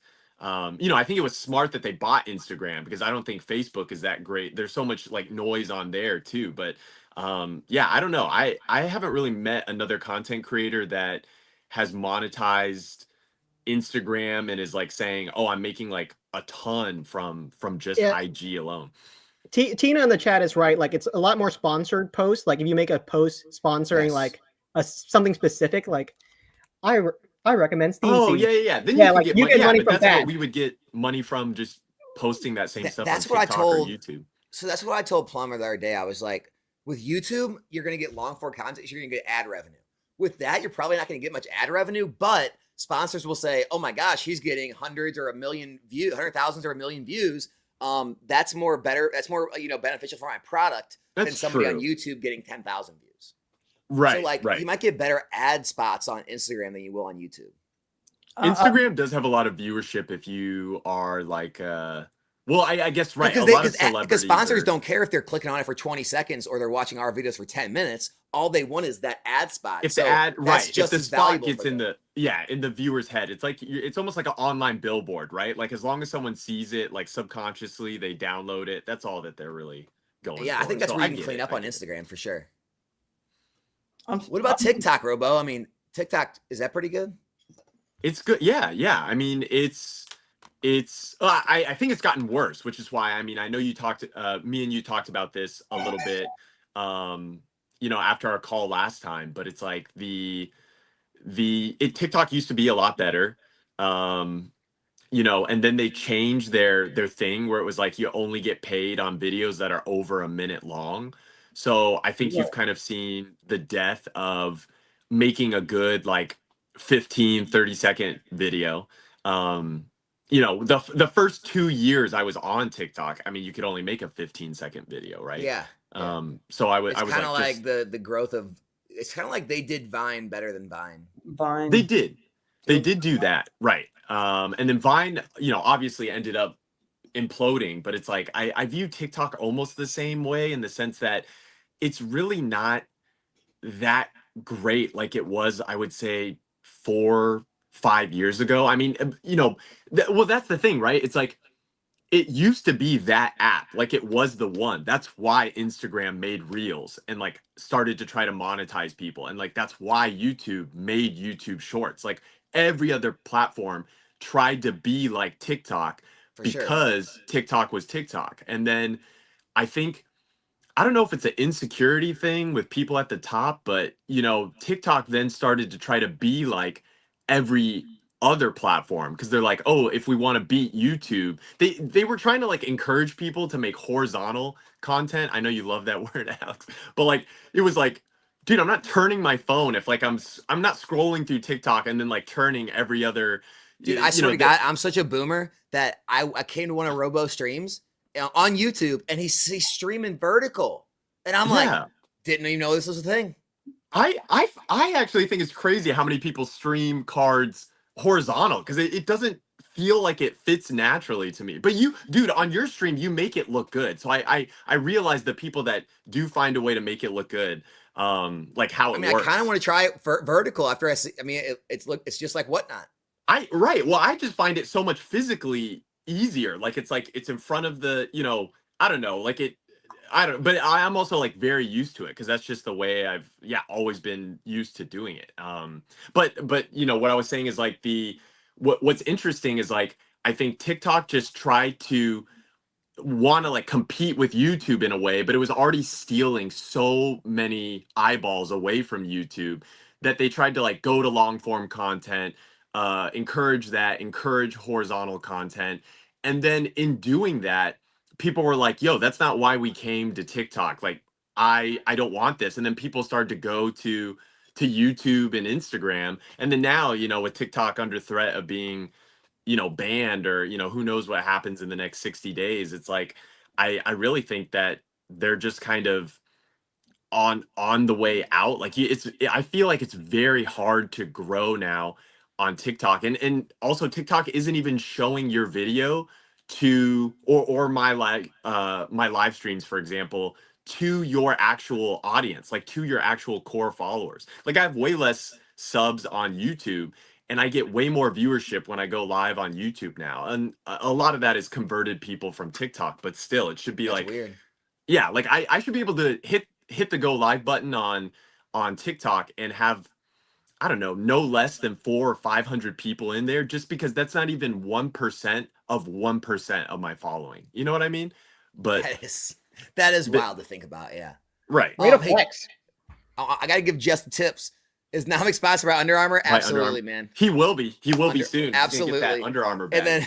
then Billy Pets, are you guys staying or buying items, the low quantity items from Pokemon Center website, like Brilliant Stars, Building Battles, and other items? $20. Good question, Billy.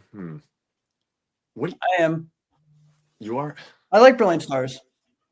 I don't need any more of it. That's I don't all. need. So, All right, so I'm with Jake. It's like I think both those answers are. I have Brilliant Stars from when it was. I have boxes of it still, so yeah, I just it's still a don't good deal. If you don't have Brilliant Stars, there you go. Buy one for Yeah. their kids. I buy have the a building lot of battles. Yeah, I still buy it. yeah. I think it's a good buy. I mean, Yeah. there's great cards in it. There's great alt arts. Yeah, I mean, sometimes those decks, they have some promos that are worth a little something, something. The Zard is just still undervalued, in my opinion. What is it now? It's probably more. I don't even know what it is now. Honestly, It's a little more, but I agree with that. you. I think it's still undervalued. Dude, it's I'm worried about that Venusaur and Charizard. Charizard battling. Like, come on. Dude, Yeah, how is and it it's the not? alt How art is it not card. risen in this market? If it's not going to rise in this market, when's it going to rise? That's a good question. Is it not rising? Like I would, if you guys are telling me, Well, it hasn't it's jumped at rising all- with the alt arts, but it's not like Yeah. making legs up. It's just staying. It's Right, it definitely should going to be always legs be up. one of the mid-level alt arts. It looks like. Right. It should be legs up because it's the Charizard. Like if the Umbreon V Max is at $3,000 in a 10, the alt art Charizard should be at least 1,000, but I don't think it is. Which is crazy. Yeah, it's just only risen like what you said, along with the other alt arts, which I think is really odd. It's really odd because the Charizards in Scarlet Violet are both doing really well. Like the 151 Zard, the Paladin Fate Zard, like they're all like $1,000 cards now. It's crazy in tens. It's only gone up 25% in 3 months. That's a dead card. It's dead. It could It's be dead. it could be an art thing. Again, at the end of art the day, looking at Charizard's behind, like that can throw some people It's the off. same problem that Dark Charizard had in Team Rocket. that right. Something about when the Charizard's not head on doing something cool, spitting fire out of his mouth, it doesn't do as well. I'll say the same thing about, I mean, you look at Sun and Moon, right? Like you have a bunch of Charizard tag teams. You have the alt arts with like the breaks in, I think. And but what's the tag team kind of like the Grail in Sun and Moon? Hey, It's the Charizard. Latios. Yeah. Didn't that This card? one hasn't jumped that much. I No, think the it's cool, though. V Star really The jumped. V-Star is Yeah, going. that one really jumped, but that one makes sense because it's tying with the Mewtwo V-Star. Like it has a combo Yeah. that people really like. Those are some of the best cards. Those I two. actually think those ones are undervalued. The promos from the Charizard UPC, I get that they printed like a ton of them, but Yeah, These I don't hard to know grade. if- They're tough Yeah. to grade. Definitely tough. Yeah. If these were in a set, they would be like a $400 chase card. Oh, absolutely. Right. 100%. So if they're tough to grade, then would, if everyone's watching and they're like, oh, what's a good thing to buy? I mean, not that this would be financial advice, but do you think it would be worth buying a bunch of 10s of those promos because it's like it seems like it's hard to grade them in a 10. It's already priced in, I think. They're already like not cheap. I'm just letting you know. Really? Like The they're all, 10s? Are they? I thought they were. it depends on which one you're talking about, but like the V Star one is already like more than like the price of an UPC itself. Oh, really? Yeah. Let me look it up. Oh, For you. in a 10? Yeah. Oh my They're god. not like a $50 10 or even a $100 10. They're like multi hundreds. Wow. I can't Oh, I even thought they think, were- like, you know, it's so funny. If you go back a year, there was too many plays. It was like you didn't have enough money to make all the plays. I know. Now Yeah. I struggle to even think of a play off the top of my head. Card, single, slab, or box wise. It's just everything is so inflated right now. It's hard to tell It's anyone, oh, this is an obvious play. Correct. Yeah, the correct. Charizard The obvious V-Star plays are hard. in a PSA 10 is $400. You know, Wait, say that again, Jake? the Charizard V Star, the one where it's fighting Mewtwo, is $400 in a PSA 10. Well, it's coming up and down, but like right around like Are you 350. serious? That's insane. That's what we like That to is hear. crazy. That's what we like to hear. So Nick, what's the YouTube channel going to consist of, man? A little bit of everything, man. Opening packs, talking about Pokemon, talking about the sets I like, why I like it. It's gonna have a little bit of everything. There gonna be plumbing content? Are we gonna see you like change a water heater? Do a Probably. boiler? Probably not. Probably not. I mean, I'll still But he watch it. But can't that's stop kind of what I subscribe plumbing. for. He's Wait, not going to stop plumbing because then he wouldn't be the Poke plumber. He'd Yeah, just be what- the well, Poke yeah, The man. Poke. Like what? Hey, I'm gonna pay a guy to hold a camera and film me plumb all day. You know, come on. Oh man, you guys got anything else you wanted to talk about? Any other topics we didn't cover? Yeah, I mean, why are these cards so much more than the? Oh wait, sealed hold on. product? One other thing, guys in the chat. If you guys have any questions, throw them out there. We'll answer some questions before we end things tonight. So, any questions you want us to hit on, leave it and put like question in front of your questions, so that way we can pick them out pretty easily.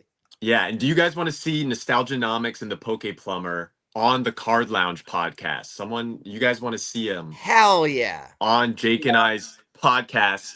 New Dude, episodes every Me Wednesday and Plumber Thursday. in Vegas might not be a good idea though. Yeah, you guys are welcome. I told Nomics this earlier, but as well, like you guys are all welcome to come down and hang out. Like we have enough space for everyone. Damn, That's awesome. Thank you. Yeah. We're that's gonna scary, start getting man. Inviting me to Vegas is scary.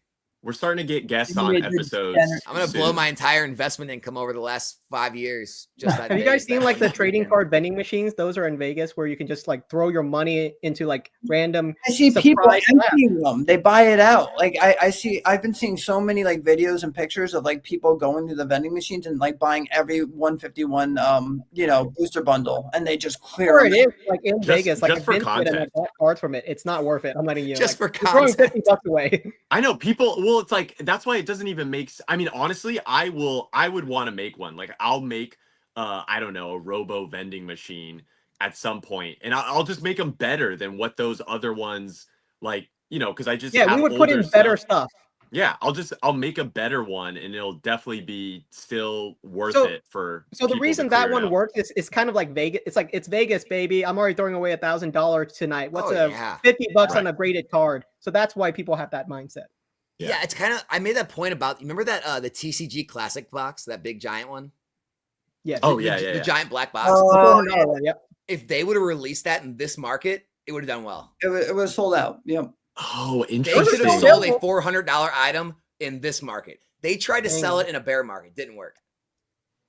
I You're wonder if it's right. still In this available market, Sam's Club it for would. 200. Those things are trash. But it would have worked Yeah. right now, I bet. They're not that bad. You do get like $200 in just the cards. Like the cards are worth like $200.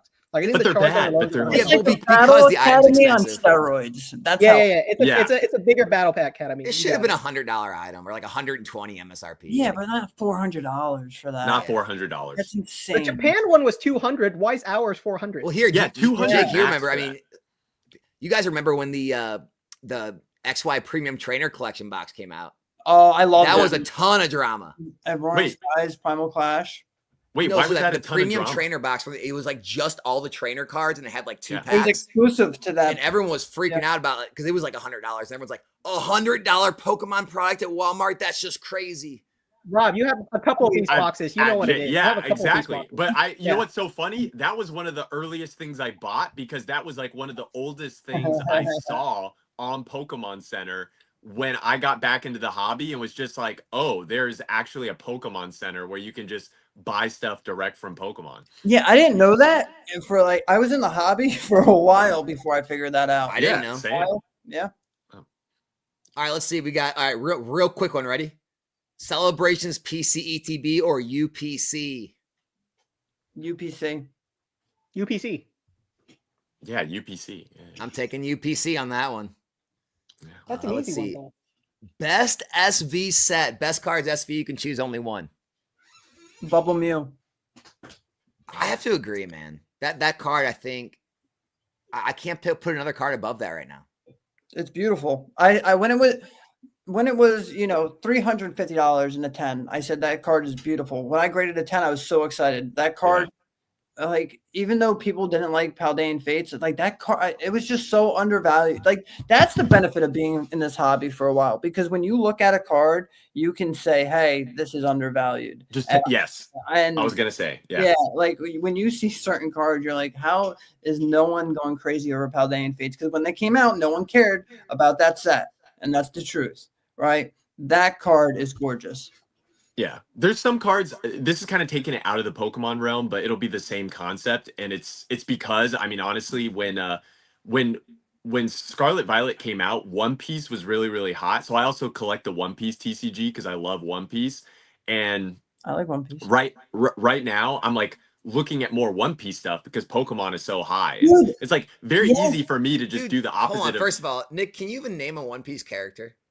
Dude, are you fucking kidding me? Dude, Goku? Zoro's like my favorite character ever. All right, so you actually do watch it. Okay. Nice. Okay, so if everyone watches one, well, okay, so in the One Piece, Because you didn't even start getting into One Piece till I was in it. Well, I watched the show. Whoa, what do you mean? I had a blue bottom before you had blue bottom. I got it like when it first came out. What are you talking about? He always does. Seemed like you started investing in it after I talked about you. That's when you started investing in it, right? No, who got in first, Plumber or cases? Like I was buying boxes, but not cases. All right. Okay, how many blue bottoms do you guys have? I want to know if I have the most. Yeah, I was gonna say, wait, do you guys have One Piece? I don't have any. I sold out. I sold my case. Okay, you sold out. I got One Piece, dude. Plumber, how many blue bottoms do you have? Blue bottom jeans. I don't have any more blue bottoms. I have the originals. Okay. I sold them. Bro, they were, look how expensive they are. Why Alex was there when I sold it. The guy gave me a ridiculous offer. I got 10 grand for my case. Like, no, that's a good. Like you did good. I'm not saying like that's like anything. Like no shades. Like that's all good.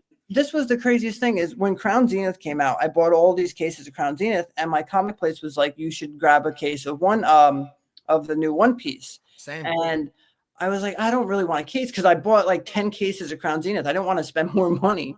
And she was like, trust me, you want to buy this. And like because of her, thank God for Nicole, I bought One Piece. And then I just kept buying every set. And then Alex was like, oh, I'm buying cases. So then with like OPO3, OPO4, OPO5, I started buying cases, right? It's so weird. My card shop manager did the same thing. What's up? You froze. Yep. I'm waiting Alex, for him to froze. unfreeze. Yeah. I thought that was me at first. We good? It freezes though for a second. Nope, you're back now. But yeah, that my card shop manager did the same thing. He's like, no, you want to buy this. I'm like, oh, okay. Yeah, like I have no idea what One Piece is, but I'll take it. Like they still have cases. Like I help my comic place usually every Wednesday night, and like I'll move stuff for them. They have cases of the blue bottoms. It's insane. Like multiple cases. It's like Jake, so Jake, how many do you have? I can tell. I think you have a lot. No, I don't have that many. I have like 8. It's not nothing, but it's not like 8. Not. I don't have a case of anything. I don't have a case of anything. I only do. I was like, oh my gosh. No, like I don't do like obviously like nowadays when people buy or invest in Pokemon, like you got to do at least a case, bro. Like bro, at least a case. But no, I only have open boxes. That's still so like maybe 8 blue bottom boxes. Yeah, that's good. Robo, what about you? I'm about right there too. I think I have like, I think almost exactly 8. Like, well, you may have one like buried behind that stack of product. You never know. Maybe, yeah. No, I know. I have a full case of non-blue bottom. It's so cheap in the reprint. Right, exactly. I was like, and I'll still pick this up because this will be the easy stuff to kind of like crack if you want to just enjoy opening the first set ever of One Piece. But I mean, I remember, so I still have blue bottoms that like aren't the reprint, like the first wave. I mean, I guess all blue bottoms are kind of first wave. They're pre-errata, but No, it's like yeah, I know what you're talking about. you know Yeah, what I'm they're talking, yeah, they're like sick, literally the first I knew because I was like, okay, this is One Piece. This is great.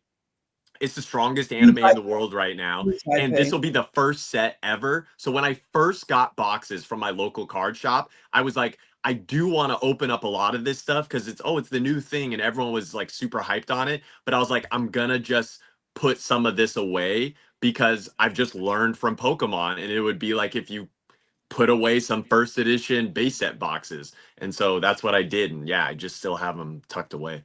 How have we not talked about this yet? Questions and thoughts on the releases tomorrow. The mini tins, the surprise boxes, and then also Blooming Waters. So I saw that the mini tins and like a case of 10 tins has a SIR in every one of them. Wait, what? I watched every display. That's a batching thing, but it might be possible. I'm not saying it's impossible, but it's a batching thing. Every display. So that's like 1 in 20 packs. Yeah.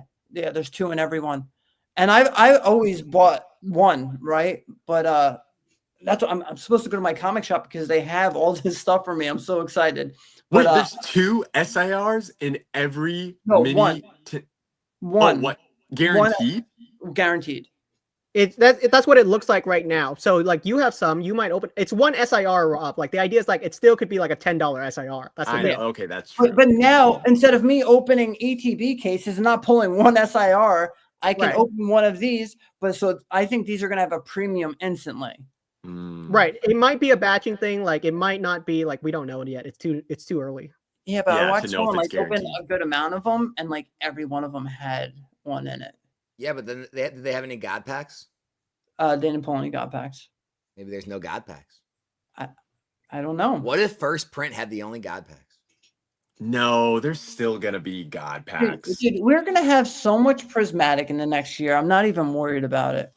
Are we though? Okay, wait. This is probably also related to that guy's question, but what do you guys think? I was talking about this with Jake a little bit. Do you think they print the Prismatic UPCs to the ground like they did with the Charizard UPCs?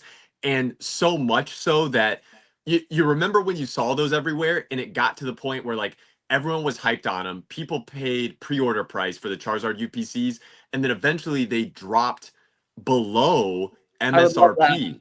I would love that. I would be like, oh, give me all the Prismatic UPCs. But it's like, do you think that could even, with the amount of demand right now, they're so hard to make, though. Like, think about how much work is put into that to make that, right? It comes with all that product, the promo. It's coming with the EV promo, the mat. I didn't think they would print as many Charizard UPCs when I saw those out and everywhere, but they found a way to print a bunch of those. I paid like $200 when it first came out in pre-order. Yeah, my first pre-order was $200 because that's what the market price was. You had to do that. I think the biggest problem, like, is people like looked at it's everyone wants to compare like what other like products did, but the market situation is different. So it's like even if this same product, like you were talking about the TCG Classic Box, even if this UPC was released in 2022, probably wouldn't do that great. And right now, I don't think they can print enough of it. Yeah, like the Blooming Waters boxes.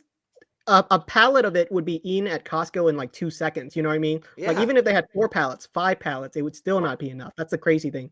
And it's funny, and Jake knows this because I've probably got some at his. Well, I do have some at his house right now. But it's like the 151 UPCs were in Costco, just sitting there. Like I would go to get groceries, and I'd be like, "Oh, there's still some. Okay, I'll pick up some more." And then like I would just get them. I'd be sitting on live streams, literally, and people would ask questions. They go, "What do you think is a good play right now?" I'd be like, "Go to Costco, pick up the 151 UPC. It's the biggest screening play in the world." And they're just like, well, "What about reprints? What do you think about this?" I'm like, "This is the reprint. This is what you're waiting for." They just sat there for weeks. Everyone always thinks it's going to get better. It's like it's $80. It doesn't get better than this. I mean, I was grabbing the Charizard UPC cases for $340 a case, which was pretty good. Oh yeah. Those have Evolving Skies packs inside of them. Those Yep. 3 cards are huge. Like, that's a great pickup too. But Yeah. this is the issue. No one sees it when it's right in front of their face. Right. Right. Well, when it's cheap, like they don't want to touch it, but as soon as it has like a hint of like going up, that's when they want it. Chilling Rain is a perfect example, right? Like no one wanted it for something a case, and then once it went to 1,200, people were like, oh wait, and then it went to $2,000. Oh wait, like Can we talk about your Shrouded Fable? we could talk about Shrouded Fable. No, it's just like I remember when you were getting that deal. We were talking. You're like, yeah, I'm getting these, but I have to take a case of Shrouded Fable with each bundle, and you didn't want to, and now it's just like Shrouded Fable's going to the moon. You're like, I'm glad I got that Shrouded. I'll tell everyone to play. So I was paying $900, right? Okay. Yeah, I have cases. I have cases of these too. Yeah, I was giving these away. Like I was giving these away in live stream because like no one wanted them. Yeah, so the deal was I would get a Prismatic case and a Shrouded Fable case, and it was $900 for both of them, right? So I bought a shit ton of cases, right? And I was like, all right, I'm going to be into the Prismatic for like $600. Like that's really what I thought. I was like, I'll just move these at $300. I'll be good. Then Shrouded went wild, and I ended up keeping some, but I already had a position in Shrouded. But now I got $450 a case instantly for them. So now I'm only into a Prismatic for $450. I hit you up. I was trying to get a case from Plumber. Oh yeah, you did. He didn't come through. He couldn't come through for me. Damn, what? No. Yeah. I saw exposed live 2 days later. That was my yeah, fault. I said it was my fault. Did I not? No, he did. It was like I hit him up way too late on the post. I was like, oh man, it's a bad day when you can't even spare a friend a case of Shrouded. Yeah, dude, yeah. They went so fast. I didn't think that was gonna happen. No one did. No one did. I don't think there was a single YouTuber that was saying Shrouded was the play. Like, you know, when it came out, everyone was against that set. I was saying, you know what? I was saying the Kingdra and the Greninja box, you can just kind of look at those promos. Oh, yeah, those were great. That's one of the exactly. Those are real promos, and especially because Scarlet Violet sets right now, sometimes even look at the Blooming Waters, right? You think Blooming Waters is crazy right now? Could you imagine if instead of just putting in the 151 Blastoise EX and the Venusaur EX, if there was a alternate art promo Blastoise? Look at that Greninja. I mean, I knew immediately. I was like, I will just pick up these boxes just for that promo because I knew it was good looking. And I think that goes back to what Plumber was saying earlier, where it's just, I think it's time in the hobby and also just collecting what you like. But at the end of the day, you do start to develop this eye for, I don't know, it kind of goes back to like good artwork. Like I had this talk one time with, you guys know Dave, Brown Eyes Yellow Dragon? No. You guys don't know Brown Eyes? No. I thought everyone knew Brown Eyes. He's got brown eyes. Is he a Pokemon? What is he? Yeah, he's a Brown Eyes Yellow Dragon. He's a Pokemon guy. He's now I'm gonna feel like crap if he's watching this and like. I'm sorry, dude. I don't watch a ton of content though. He's like, he's like as OG as like when you were mentioning, like he's just been in the hobby for forever. But he's made content like for years. He has made some he's made video. I don't think he like sees himself as like a content creator. Like he doesn't like post a video every Monday, Wednesday, Friday. Yeah. He's just someone that, being in the hobby for a long time. He's always with Zach Gemman. Correct. Yeah. He would be as OG as Gemman or SM Pratt. Like and he's a good dude. Like, okay. Yeah. And so this discussion I had with him one time, it revolved around just artwork and like how a lot of the hobby is, based on if you can kind of just look at the card and truly realize it's kind of like people that when the Latios like wasn't a lot of money, but at the end of the day it's like, that's a great. This card I'm so all in on. I just keep grading 10s and putting them away. I love and I think that's smart. I also agree that's like I don't think that's smart at all. I think the ones you can read will be a good one, but you can't read that. bro, I have an English one grading a 10. That's the only thing I pulled out of Prismatic. But this card is just so beautiful. It's beautiful. I think at the end of the day, if you can realize which ones, like the cards that are like kind of just the artwork is unmatched, it kind of is a tell. And if you can just get into those early, like the Greninja and the Kingdra from Shrouded Fables, those promos are just like they're unmatched. Like you just look at them and you're like, yeah, this is really good artwork. You have to go with your gut. Like the Alakazam from Fates Collide, I was saying that forever. I love that Alakazam with the Lugia and Umbreon in it. The Mewtwo, for a while, no one liked the Mewtwo. I loved it. I had a BGS 10, PSA 10. The Mewtwo was a great card. Nice. It's just like when you see these cards and they have that, like the Magikarp Whale Art. I love that card. Oh, yeah. And that's the thing is I'm making these plays when no one's thinking about it. But now it just seems like any card I look at, everyone's making the play on it. And that I've never felt that way before. But like, dude, for a while, that Alakazam in a 10 was it was like $150 at one point. What's your guys' thoughts on the PC craze? So, Matthew, want to know what's your thoughts when a regular promo is $3, but the stamp promo is $90? Just seems at this point not worth it. Good question, Matthew. If you just care about the art, then just pick up the $3 one. If you want the exclusivity, you pick up the $90 one. That's it. And that's why people like their stamps. But people like something that's just a little bit exclusive. Yeah. The stamp in this hobby is so crazy. I don't understand it. Like the 7-Eleven stamp, the Pokemon Center stamp, the GameStop stamp, like all these different stamps. And it's just like it skyrockets the card. It's crazy. Yeah, I guess that's I guess it's what Jake is saying. It just provides that extra exclusivity, and then we just kind of like that as I guess, that's also like a human psychology thing, right? If everyone has access to it, it doesn't feel as special, but then the stamp gives that exclusivity barrier. But, with Matthew's question, I don't know if it's worth it so do you guys think it would be better to buy 100 of the non-stamp and seeing that Charmander grow or that Magneton grow, or buy less of the Pokemon Center stamped, same promo, same artwork, but would that grow as much or better because it's the stamped one, but you'd get less of them on the initial buy-in? I'm actually not sure. They're both going up around the same pace. It just depends. Like you and I have talked about this. Is some people like having a binder of the exact same cards, like hundreds of copies of the same card, or you can have like one card and it's in a black label, so it's like quantity or quality, whichever one you want. There isn't a right or wrong to it. You can have 900 copies of the same card in a binder. That's neat too. Mm-hmm. I'd probably go the $3 card route.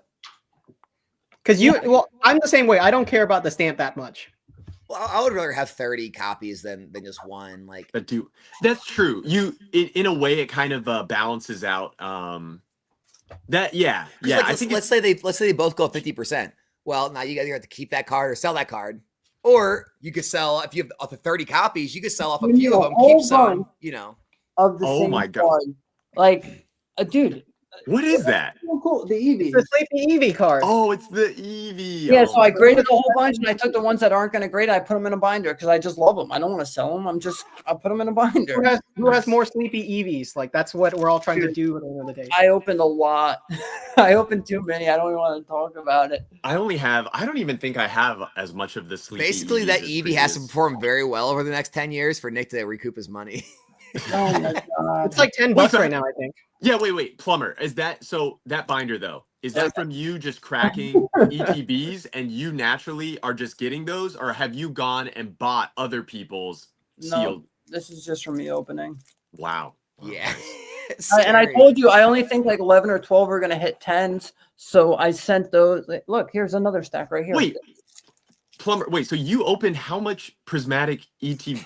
Like, do you stream as much as not? No, this is all his personal. He doesn't stream. I do it for myself. Wait, so how much Prismatic Evolutions have you opened for just yourself? Say it. I don't know, bro. Is that too much? I mean, you saw the binder, so one ETB for every Eevee. Oh, I got a great story for you guys. Rob, how many packs of Prismatic Evolutions have you opened for yourself personally? And tell them the hits, like your personal pack hits. I mean, if they're good, I don't want to hear it. Yeah, they're good. He opened up 2 packs. Okay, the first I pack went he ever with opened, Alex. he got Oh, a yeah, mini yeah. god pack. That's the story. Yeah, yeah. The first pack he opened, he got a mini god pack. Second pack he opens, he gets a Master Ball Umbreon. Those were his 2 packs. Yes. Yeah. Four videos too. So it's like I try to you know, because that's I don't know, the content creator brain in me. It's like I really only try to open up personal like on like film it, you know, so I can at least get content out of it because I always feel like it's like, oh, I'm not gonna make, you know, because when you open it, you're like, oh, I'm not gonna get anything good except the first item I opened with Prismatic. I pulled 1 pack because I'm like, oh, I'm not even trying to open up all the packs. I pulled a demigod pack in my first pack of Prismatic Evolutions. Should I just for pull a myself. god pack live on screen for Nick? Like, just Yeah, just do it. Just grab any pack. Hopefully you know, are as skilled as I am and you can just pull a. Well, I mean, wait, Plumber, have so it sounds like you've opened a lot. Have you not hit a demigod or a god pack yet? They're rare. They are that rare, dude. They are. That's why Dang, you're dude. like special. You're the chosen I one. guess, It is yeah. that I rare. probably only I don't opened think you one. understand how wild that is. Oh, hang on, Rob. Your live stream. You guys also pulled a true god pack out of like. They only open up like 100 to 200 packs, and they pulled a god pack. Yeah, I mean, well, I don't have a lot of Prismatic. I just didn't get a lot, unfortunately, and I wasn't like smart like Jake, where I had like pre-ordered from, you know, I have like distro access, and I don't know, I had some crazy thought that I was gonna get a bunch, and then you know, because from previous sets, it was like, okay, it seems like it's accessible for me to get what I'm asking for, and then you know, everyone experienced the allocation cuts for Prismatic, and I was like, oh, I'm only getting, you know, 3 boxes of this and you know 10 ETBs. All right, I guess that's all I get then. here's a good question. What are the new prices to be comfortable with buying new boxes and ETBs? As I only know the old prices, so I tend not to buy now. That's Retail. such an important question. Good 50 question, Matt. price. $50. Yeah, like I'm paying $50 for an ETB and $160 for a booster box There you of go. Journey Together. And that's Which MSRP, Matt. I think the question you need to ask, like especially What about if you've been in it, Prismatic? Like, do you really think it's realistic to pay $50 for Prismatic? If you can find it in Walmart. I'm well, not. probably hot. Oh yeah, yeah. If you can find it, that it's an automatic scoop in a store. But Like, if okay, he's let's say talking we about get a regular reprint. sets, What's an amount you guys would pay like for cases for yourself if a reprint hit a certain dollar amount? Like, what would you be looking for? 600. So 60 in ETB. Maybe 70 for me if but I only need like 1 case because I open up for my viewers and do giveaways and stuff. So I don't need like hundreds of case. So I just need 1. yeah. So You guys are 700 for optimistic. $70 You guys are a box. optimistic. Dude, You don't think it'll hit 70? It might I- hit. I can see it hitting 80 right now. Pretty Dude, soon, maybe even. we are going to get so much Prismatic, guys. I'm telling you. I Like, don't- this is going on for a year. It's going to be like Crown Zenith, right? Okay, wait. You know what it is though? I think it's I agree. This is like so many things that me and Jake talk about on Card Lounge. It's so funny because it's like this could be a 30-minute segment on like a podcast clip Yeah, of just like any podcast. you guys are right, but I think there's a demand shift that is or like I'll call it like a cascading cliff. Like the demand is at where it's at right now. And Nomix and I are still selling Prismatic, but it does seem How many like do you sell a night usually? I mean, I feel like interest has waned, but it's also because prices are still high because no one can find it. So And what the I price think is trash. is if you introduce more Prismatic, like what Plumber is saying, it can help flatten. But what I think will end up happening is, and like why you were saying, oh, I think they're being optimistic. It's like as prices come down, I don't think it goes.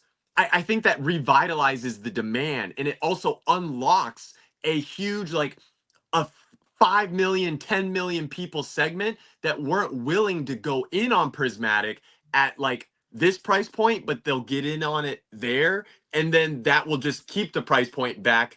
Like it will prevent If those it from packs bottoming out. go to $7 or $8, we're going to be selling 500 packs a night. Right, it'll just get all ripped, and Yeah. so then they can't be $7 or $8. So what do you think? It's going to be like a hidden fates? Like, No, I just think it's like the same I think price it will for a drop. I while? just think it's gonna every time it drops, it's gonna swing back. It'll so back. fast Yes, Yeah, that's yeah, what I I'm okay with that. Like Yeah, that's that's what I fine think. with. Like I think If it'll I swing have back that up. small window that I can buy it for a good price, like Yeah. that's what I'm going to do. If And it's we're a talking 3-month about it, window, I just look at everyone's all gonna the be other looking packs for on the that small market. window. Like I look at Surging and Paldean Fates and like Crown and all the Sword and Shield sets. I see what other packs are $7 and $8, and I'm just looking at Prismatic. Like, if that goes to $7 or $8, people are gonna say, "Screw all these sets. I'm opening all Prismatic for Boom. $7." Yep. I agree with what Nomix said. I think that's exactly what happens. I think the only reason it's not getting open more is, like you said, the price point. Correct. Billy, I was fortunate to grade a PSA 10 Umbreon. Congratulations, sir. Would you sell because of the hype, or is it got room to grow up to 5 figures? Billy, there's a lot of hype. You should sell I it to would me. sell You it should sell now. it to me for $20, and I think that's the best thing you can do with it, man. That's The only probably reason I would hold it is if you like open it yourself and you want to like just be like, I caught this bad boy myself. Like Yeah. if that flex is worth Yeah. it to you. That's Yes. I would sell it. yeah. I It's would like if sell you it. want the money, then Here's you the thing. can sell I've it. been selling all of my stuff, so I'm probably a bad person to I bought ask. this bad boy myself. Yeah, You I already don't- got. It's Wow. no, this is Japanese though. I pulled this. Correct. Oh, Yeah. but still, Yeah. looks good. yeah, guys, I'm paper hands. I've sold my Bubble Mew. I've sold my 151 Zards. I've sold my alt arts right now. I'm selling like a lot of my slabs right now. So Are you do you have any long-term holds like like things you would not sell? for slabs, not really. Other than Interesting. gifts, anything that was given to me, I'm not selling. Okay, a gift, because that's for you. Wait, but then even outside of gifts, so then what do you collect that there's nothing that you... I sold my test tube Mewtwo. That was a big collection piece of mine. That was one of my grails. I love that card. Sold that. So are because you like what, the thinking, like, offer the was just market's too gonna good dip? on it? I just think the market is. I don't believe these prices are real. I don't agree with these prices on these slabs. You're right. I don't I don't agree. Here's the thing. I don't agree with things rising to 300+% in a course of months. It's not I realistic. know. You're right. It's to your point. I think it's like, wait, how come you're not getting anything to keep? But I guess for stuff like the Mewtube and like you're selling it at a point where it's like obviously right when everyone is buying, you should Right, be because- selling. and that's the then reason when I believe in everyone is sealed. selling, you can Yep. pick up literally every one of your grails again, and Right. for like at 60% of what you just sold them for now. So you'll have all your collection back in your collection, plus like what, another 10 grand. Wait. from- But what about these? I think these are different. I don't know what's gonna happen with these, right? I don't know. Yeah, I see what you... These are complete. Like I agree, like a normal alt art, right? Right. But the Moonbreon, I don't know if that applies. Honestly, I don't know what's gonna happen with the Moonbreon. I think it goes down some. I think it's like too high right now. Maybe it doesn't go all the way back down to 1,000. Like when it was at 1,000, I was like, should I pick one of these up? Is it gonna go climb again? And now I wish I did, but I'm also kind of like, I'll get one eventually because the population on them is too high. Although I agree with you that it is the outlier of... I'm this thinking like conversation. maybe it'll drop in a 10 to 2 grand, maybe. I Like, could see 2 grand yeah, because that it's was the probably price not it was a even. month ago. So it was already there in January 1st. It yes. wasn't like years ago. That's what I think. Worst case scenario is like 2 grand, but I also think that card it's such an outlier. Like nothing can stop this card. And It is... I've sold them at $500. I sold them at 1,000, 1,200, 1,500. I'm like, oh, 1,500, it's top. And I sold another one, and I'm like, holy crap! It just doesn't stop. Yeah. That card does not stop. I was telling Go ahead. I was just telling Rob this, like a lot of people are simply not selling stuff because there's no point in selling something when it's going up double in a month. Like if you're just better at holding it right now. Like unless you need to sell it, like people are like a lot of stores are simply not selling their stuff because it's going up too fast to sell. Dude, this store by me, they have a Pokemon day once a year, right? And they like last year I bought like Lost Origin boxes. I think no ETBs, yeah, boxes. It was a limit per one. It was $100 a box, and then they had ETBs for $30 a box. And they like the year before that, they had great deals. The year before that, celebration deals. And they've been doing this since I've been in the hobby. And this is the first year they put out a post that due to high demand, we're not having Pokemon Day this year. This is the first time they've ever done this. And it's a like big place, but it just shows you like they're afraid they're going to sell out of all their stuff and not have any Pokemon to sell, right? Because they can't recoup the inventory. I was talking to the owner the other day, and he has those 151 boxes from Costco, and he's like, Nick, he's like, I have to sell them for 110 because I'm buying them from people at $85. Like, and he's like, and I can't get enough of them. He's like, anything I buy is getting sold out.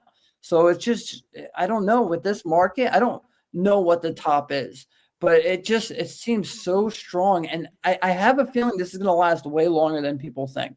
I really, really have a feeling that like we have at least a year of just madness, at least. Yeah. A year of madness. Oh, a year. A year.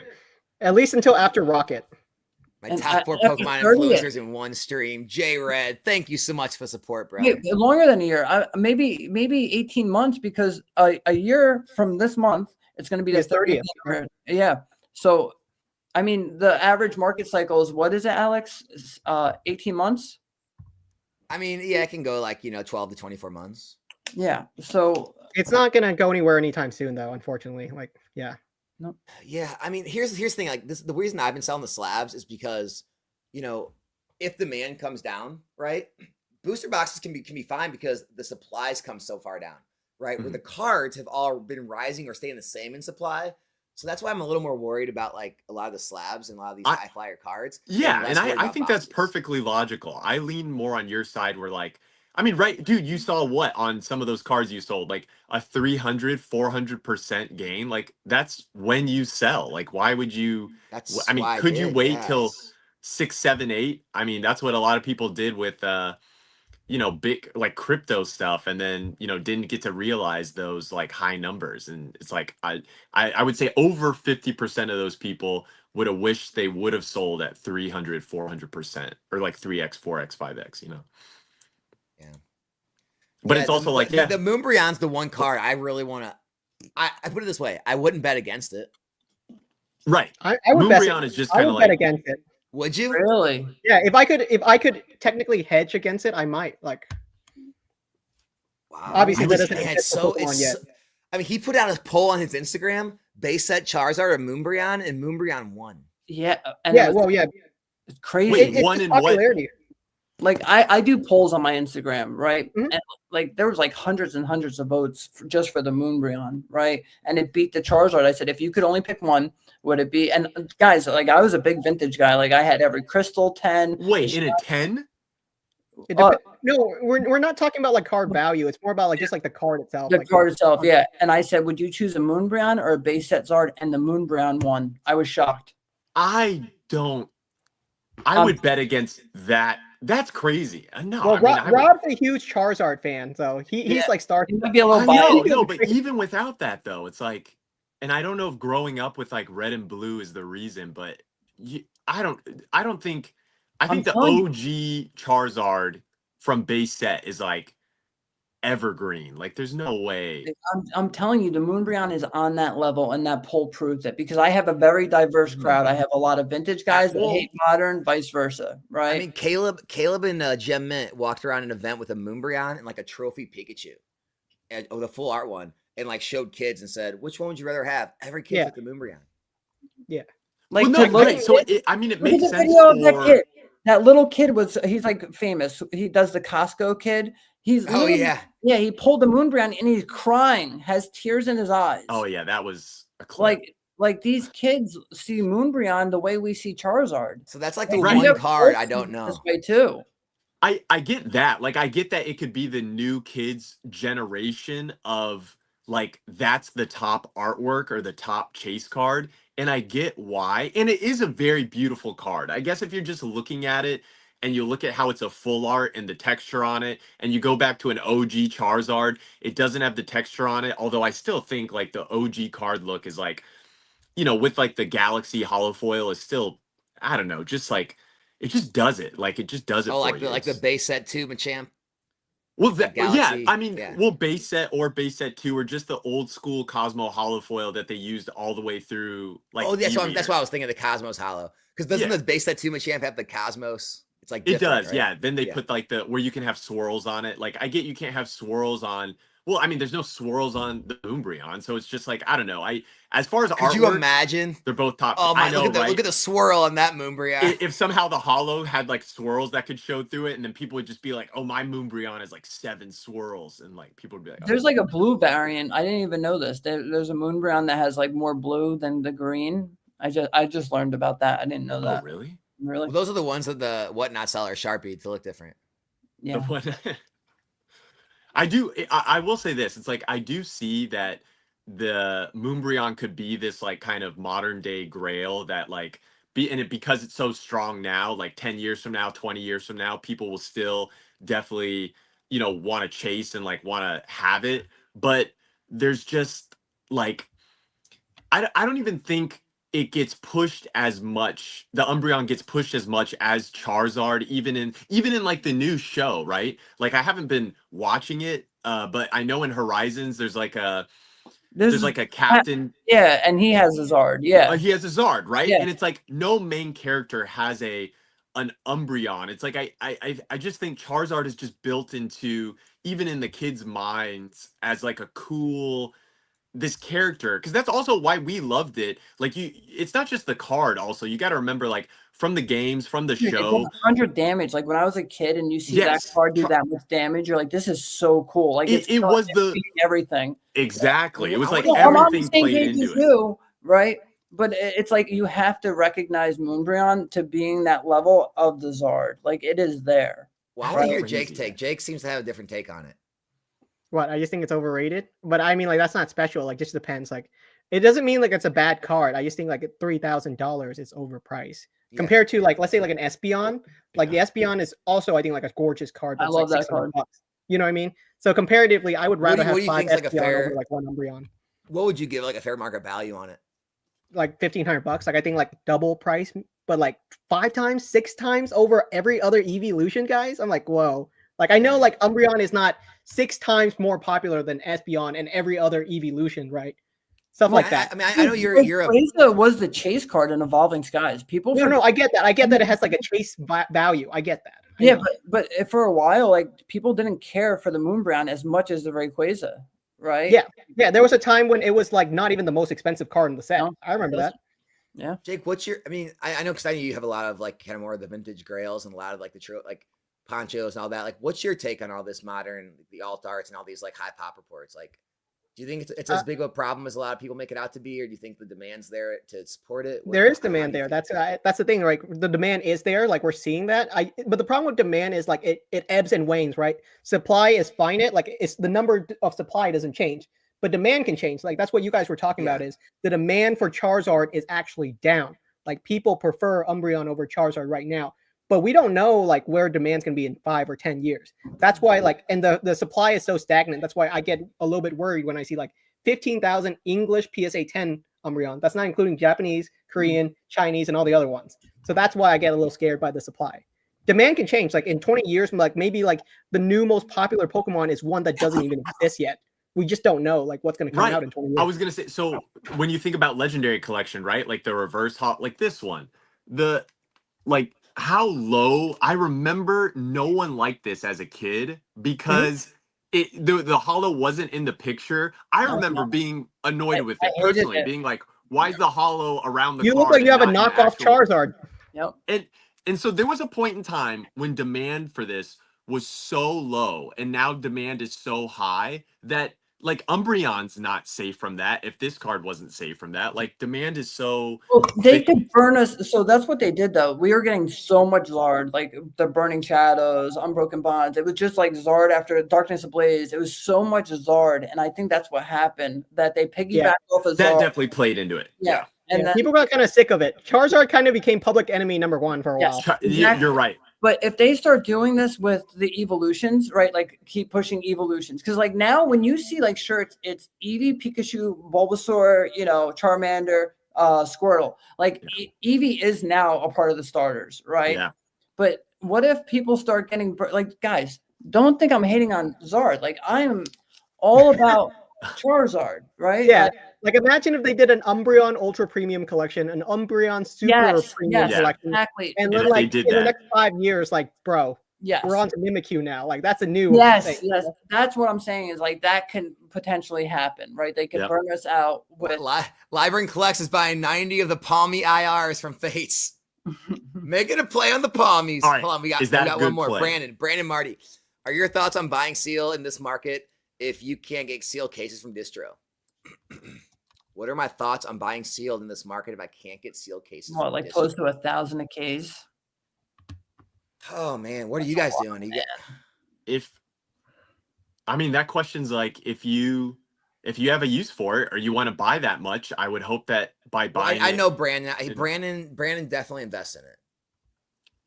Okay, so purely for an investment.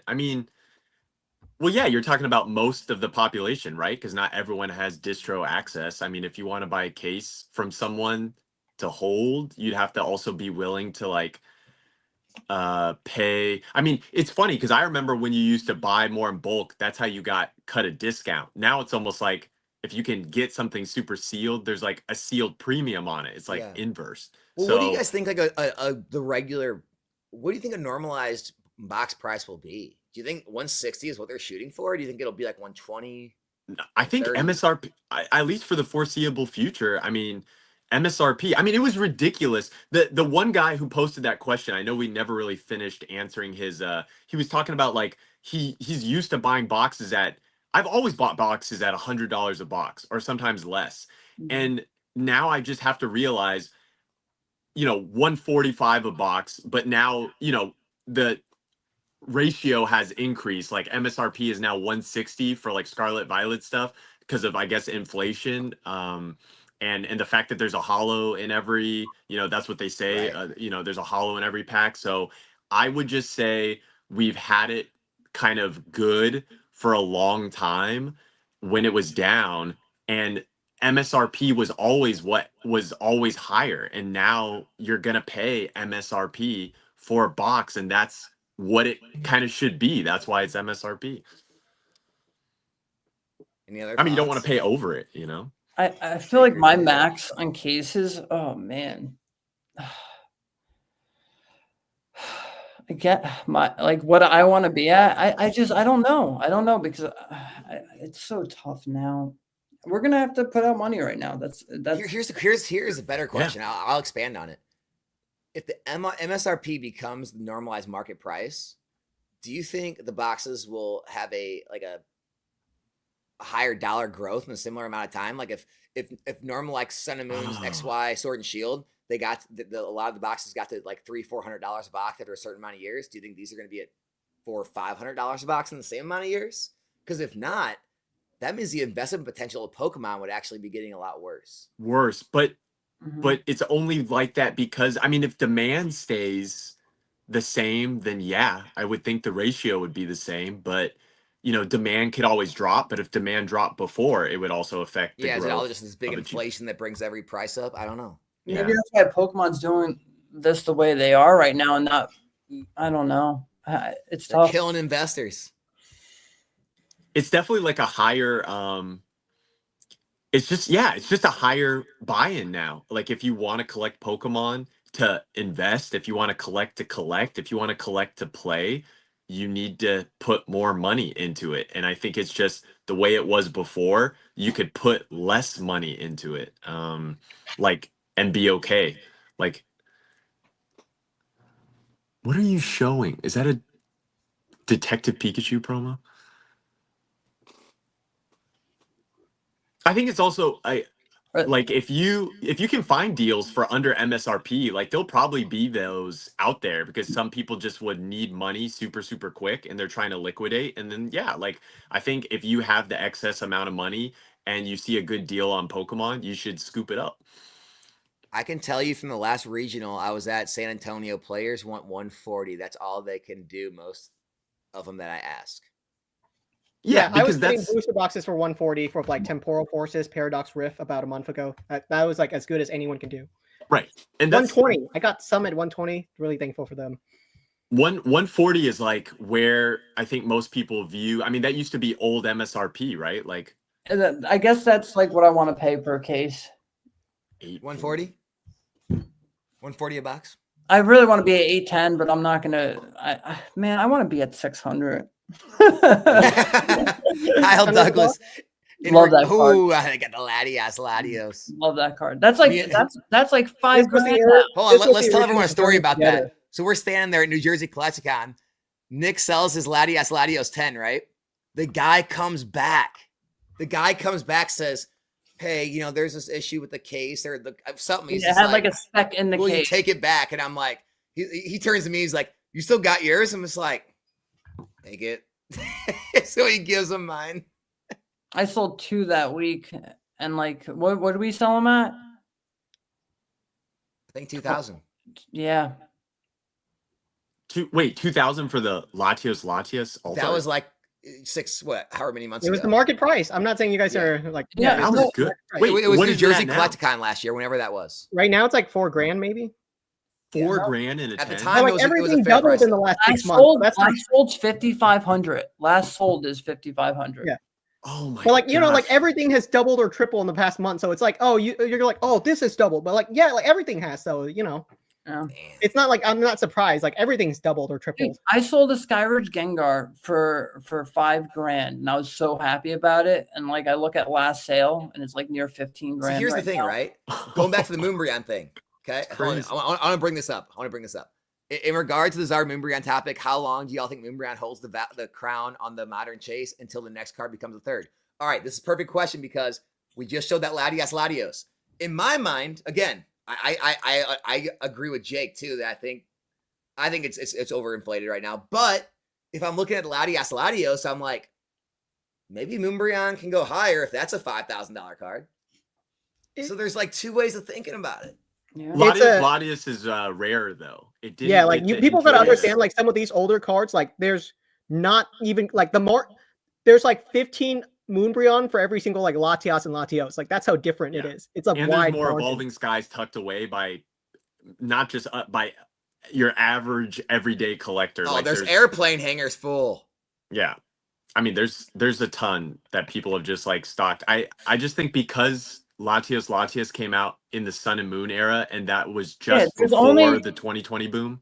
I always put my pops when I post stuff. There's only 1,299 PSA 10 Latios. Yeah. Latios. Dude, 1/15 of the 10s, which then that's just 10s, right? So you got to imagine like what 1/30th of the 9s, but probably total population of just the cards. It's like for every 300 or 400 Moonbreon, there's probably one Latios. Yeah, but it's like Altar. it's a far less in demand popular Pokemon at the same Right, time. right. And that's True. why we were talking about like the demand can like shift around. Like we just don't know.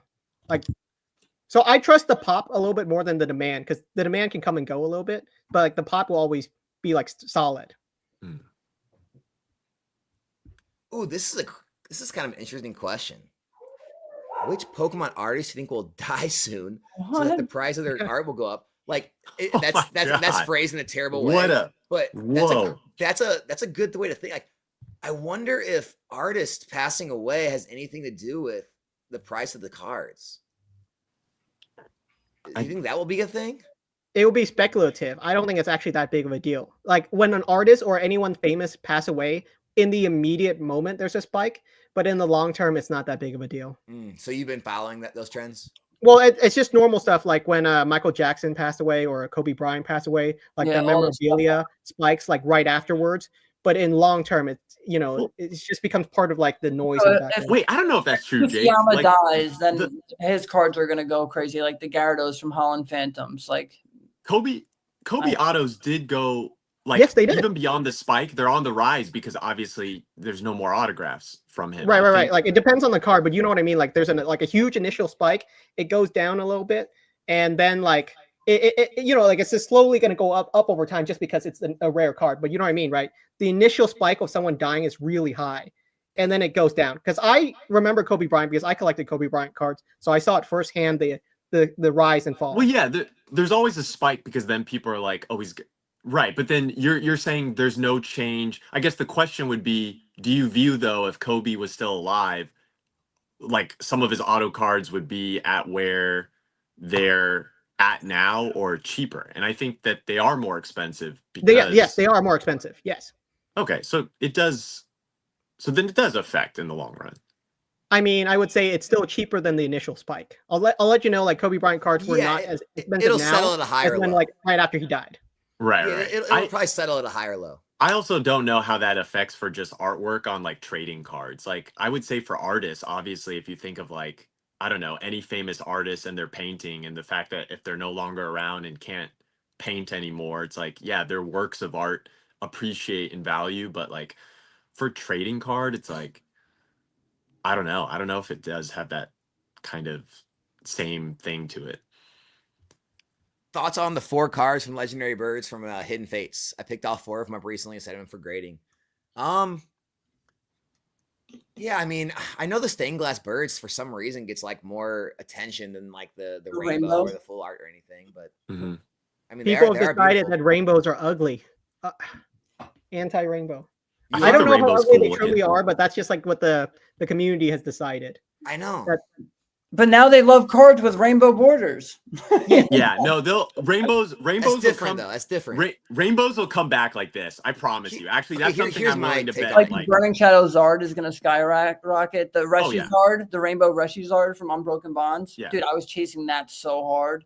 Oh my Here's my take. I think people don't. I think the reason alt arts and SIRs and all these are so big, I don't think people like the copy paste artwork. Like they put it on the full art, then they put it on the gold, then they put it in the rainbow, and it's the same card, just copy pasted. I think that's why the Crown Zenith gold cards actually did well, because it was like normal artwork. But like the other gold cards and other sets don't do as well because they're just a copy paste of the full art in rainbow. You're right. I think that affects it more. Like honestly, if past rainbow alt arts were like a rainbow version and a completely unique artwork, I think they would be. That's what they needed. Yeah. I would love to see like an actual alt art rainbow. Yeah, that'd be interesting. Well, aren't they doing something different with the gold cards for the new set, Journey Together?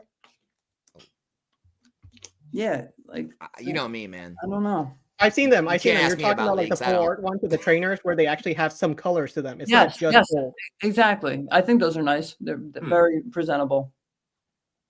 They look less bad than they do in the full art. Almost 2.5 hours, guys. You want to feel like wrapping things up? What do you want to do? Yeah. I'm good to go. I know everyone's busy. Robo and freaking TwiceBakedJake, I really appreciate you guys coming on the podcast, man. Me and Plum are happy to have you. Yeah, if you guys like podcast content, and you want to see these guys on, me and Jake have a podcast, the Card Lounge, everywhere. I'll post it in chat right now. Yeah, if you go to YouTube and just type Card Lounge or Card Lounge podcast, you can see me and TwiceBakedJake talk about all the kind of stuff we just talked about right now for the last 2.5 hours. It's a fun time. Yeah, guys, I'm gonna post it in chat right now. Pin it. Yeah, make sure to go check them out. Go subscribe. That way you'll get notified when they come on. Yeah, we have a new episode every week, and we'll get guests like these guys on, whenever people decide to come through, because it's an in-person podcast. Come down to Vegas. We'll take you guys out. We'll go to the vending machine. We'll go to the slots. We'll hit the craps table, and then we'll come back and do a podcast about how. And you guys let us know. Gambling. Hold on, wait. Crank Pikachu. I clicked delete your message on accident, man. I was trying to pin the comment. It went too fast. So sorry about that, man. I didn't mean to delete your comment. All right, he hates you specifically. Yeah. Hey guys, I'm gonna give myself a shout out. Next week will be my first YouTube video. Worked pretty hard on this. Hey, so the Pokey Plumber on YouTube, and then I have baby. So get ready. Go follow Pokey Plumber. And I was gonna say, you guys, hey, let me know if you guys just are naturally in Vegas for whatever reason, because I think a lot of our scheduling for if we're gonna have guests on the podcast is just gonna honestly be based on, unless someone specifically wants to fly out for it and just have a good time and hang for the weekend. Like if people are just in town naturally, I know Vegas has a lot of conventions, or if you're there, let Jake or I know ahead of time, so we can like schedule that ahead of time, and we can always plan to we'll at least give you recommendation on where's a good place to eat and not get crossing my fingers when my dad's fighters makes one of the UFC events out there. And then I can kill 2 birds with 1 stone. Then you can come for that, and that exactly. We definitely have UFC events in Vegas. I'll tell you. That's what I'm saying. The ones they always end up getting scheduled on like a different. Like the last one was in Florida. Another one. So he never gets one in Vegas, and I'm like, I want to go to Vegas and do that. It'll happen. So that's cool. All right, cool, man. So guys, thank you guys so much for taking the time tonight. Thank you. This was a good stream. We'll definitely do that. I mean, we're gonna make it out to Vegas one way or another. If we can't make it work in some natural way, we'll make the trip. You'll just come. Yeah, I'll make the trip for sure. And Plumber, guys, I got everyone's YouTube channel linked in the description. So we got RoboSkillz and TwiceBakedJake's channel, as well as their podcast is pinned. And then I got Pokey Plumber's Instagram, but I'll make sure afterwards to put his YouTube as well. Get that on there too. Hope you guys all have a fantastic night and weekend, and we'll be back in a new one next week. Yeah. We Yeah. are Thanks out. for watching, guys. Appreciate you.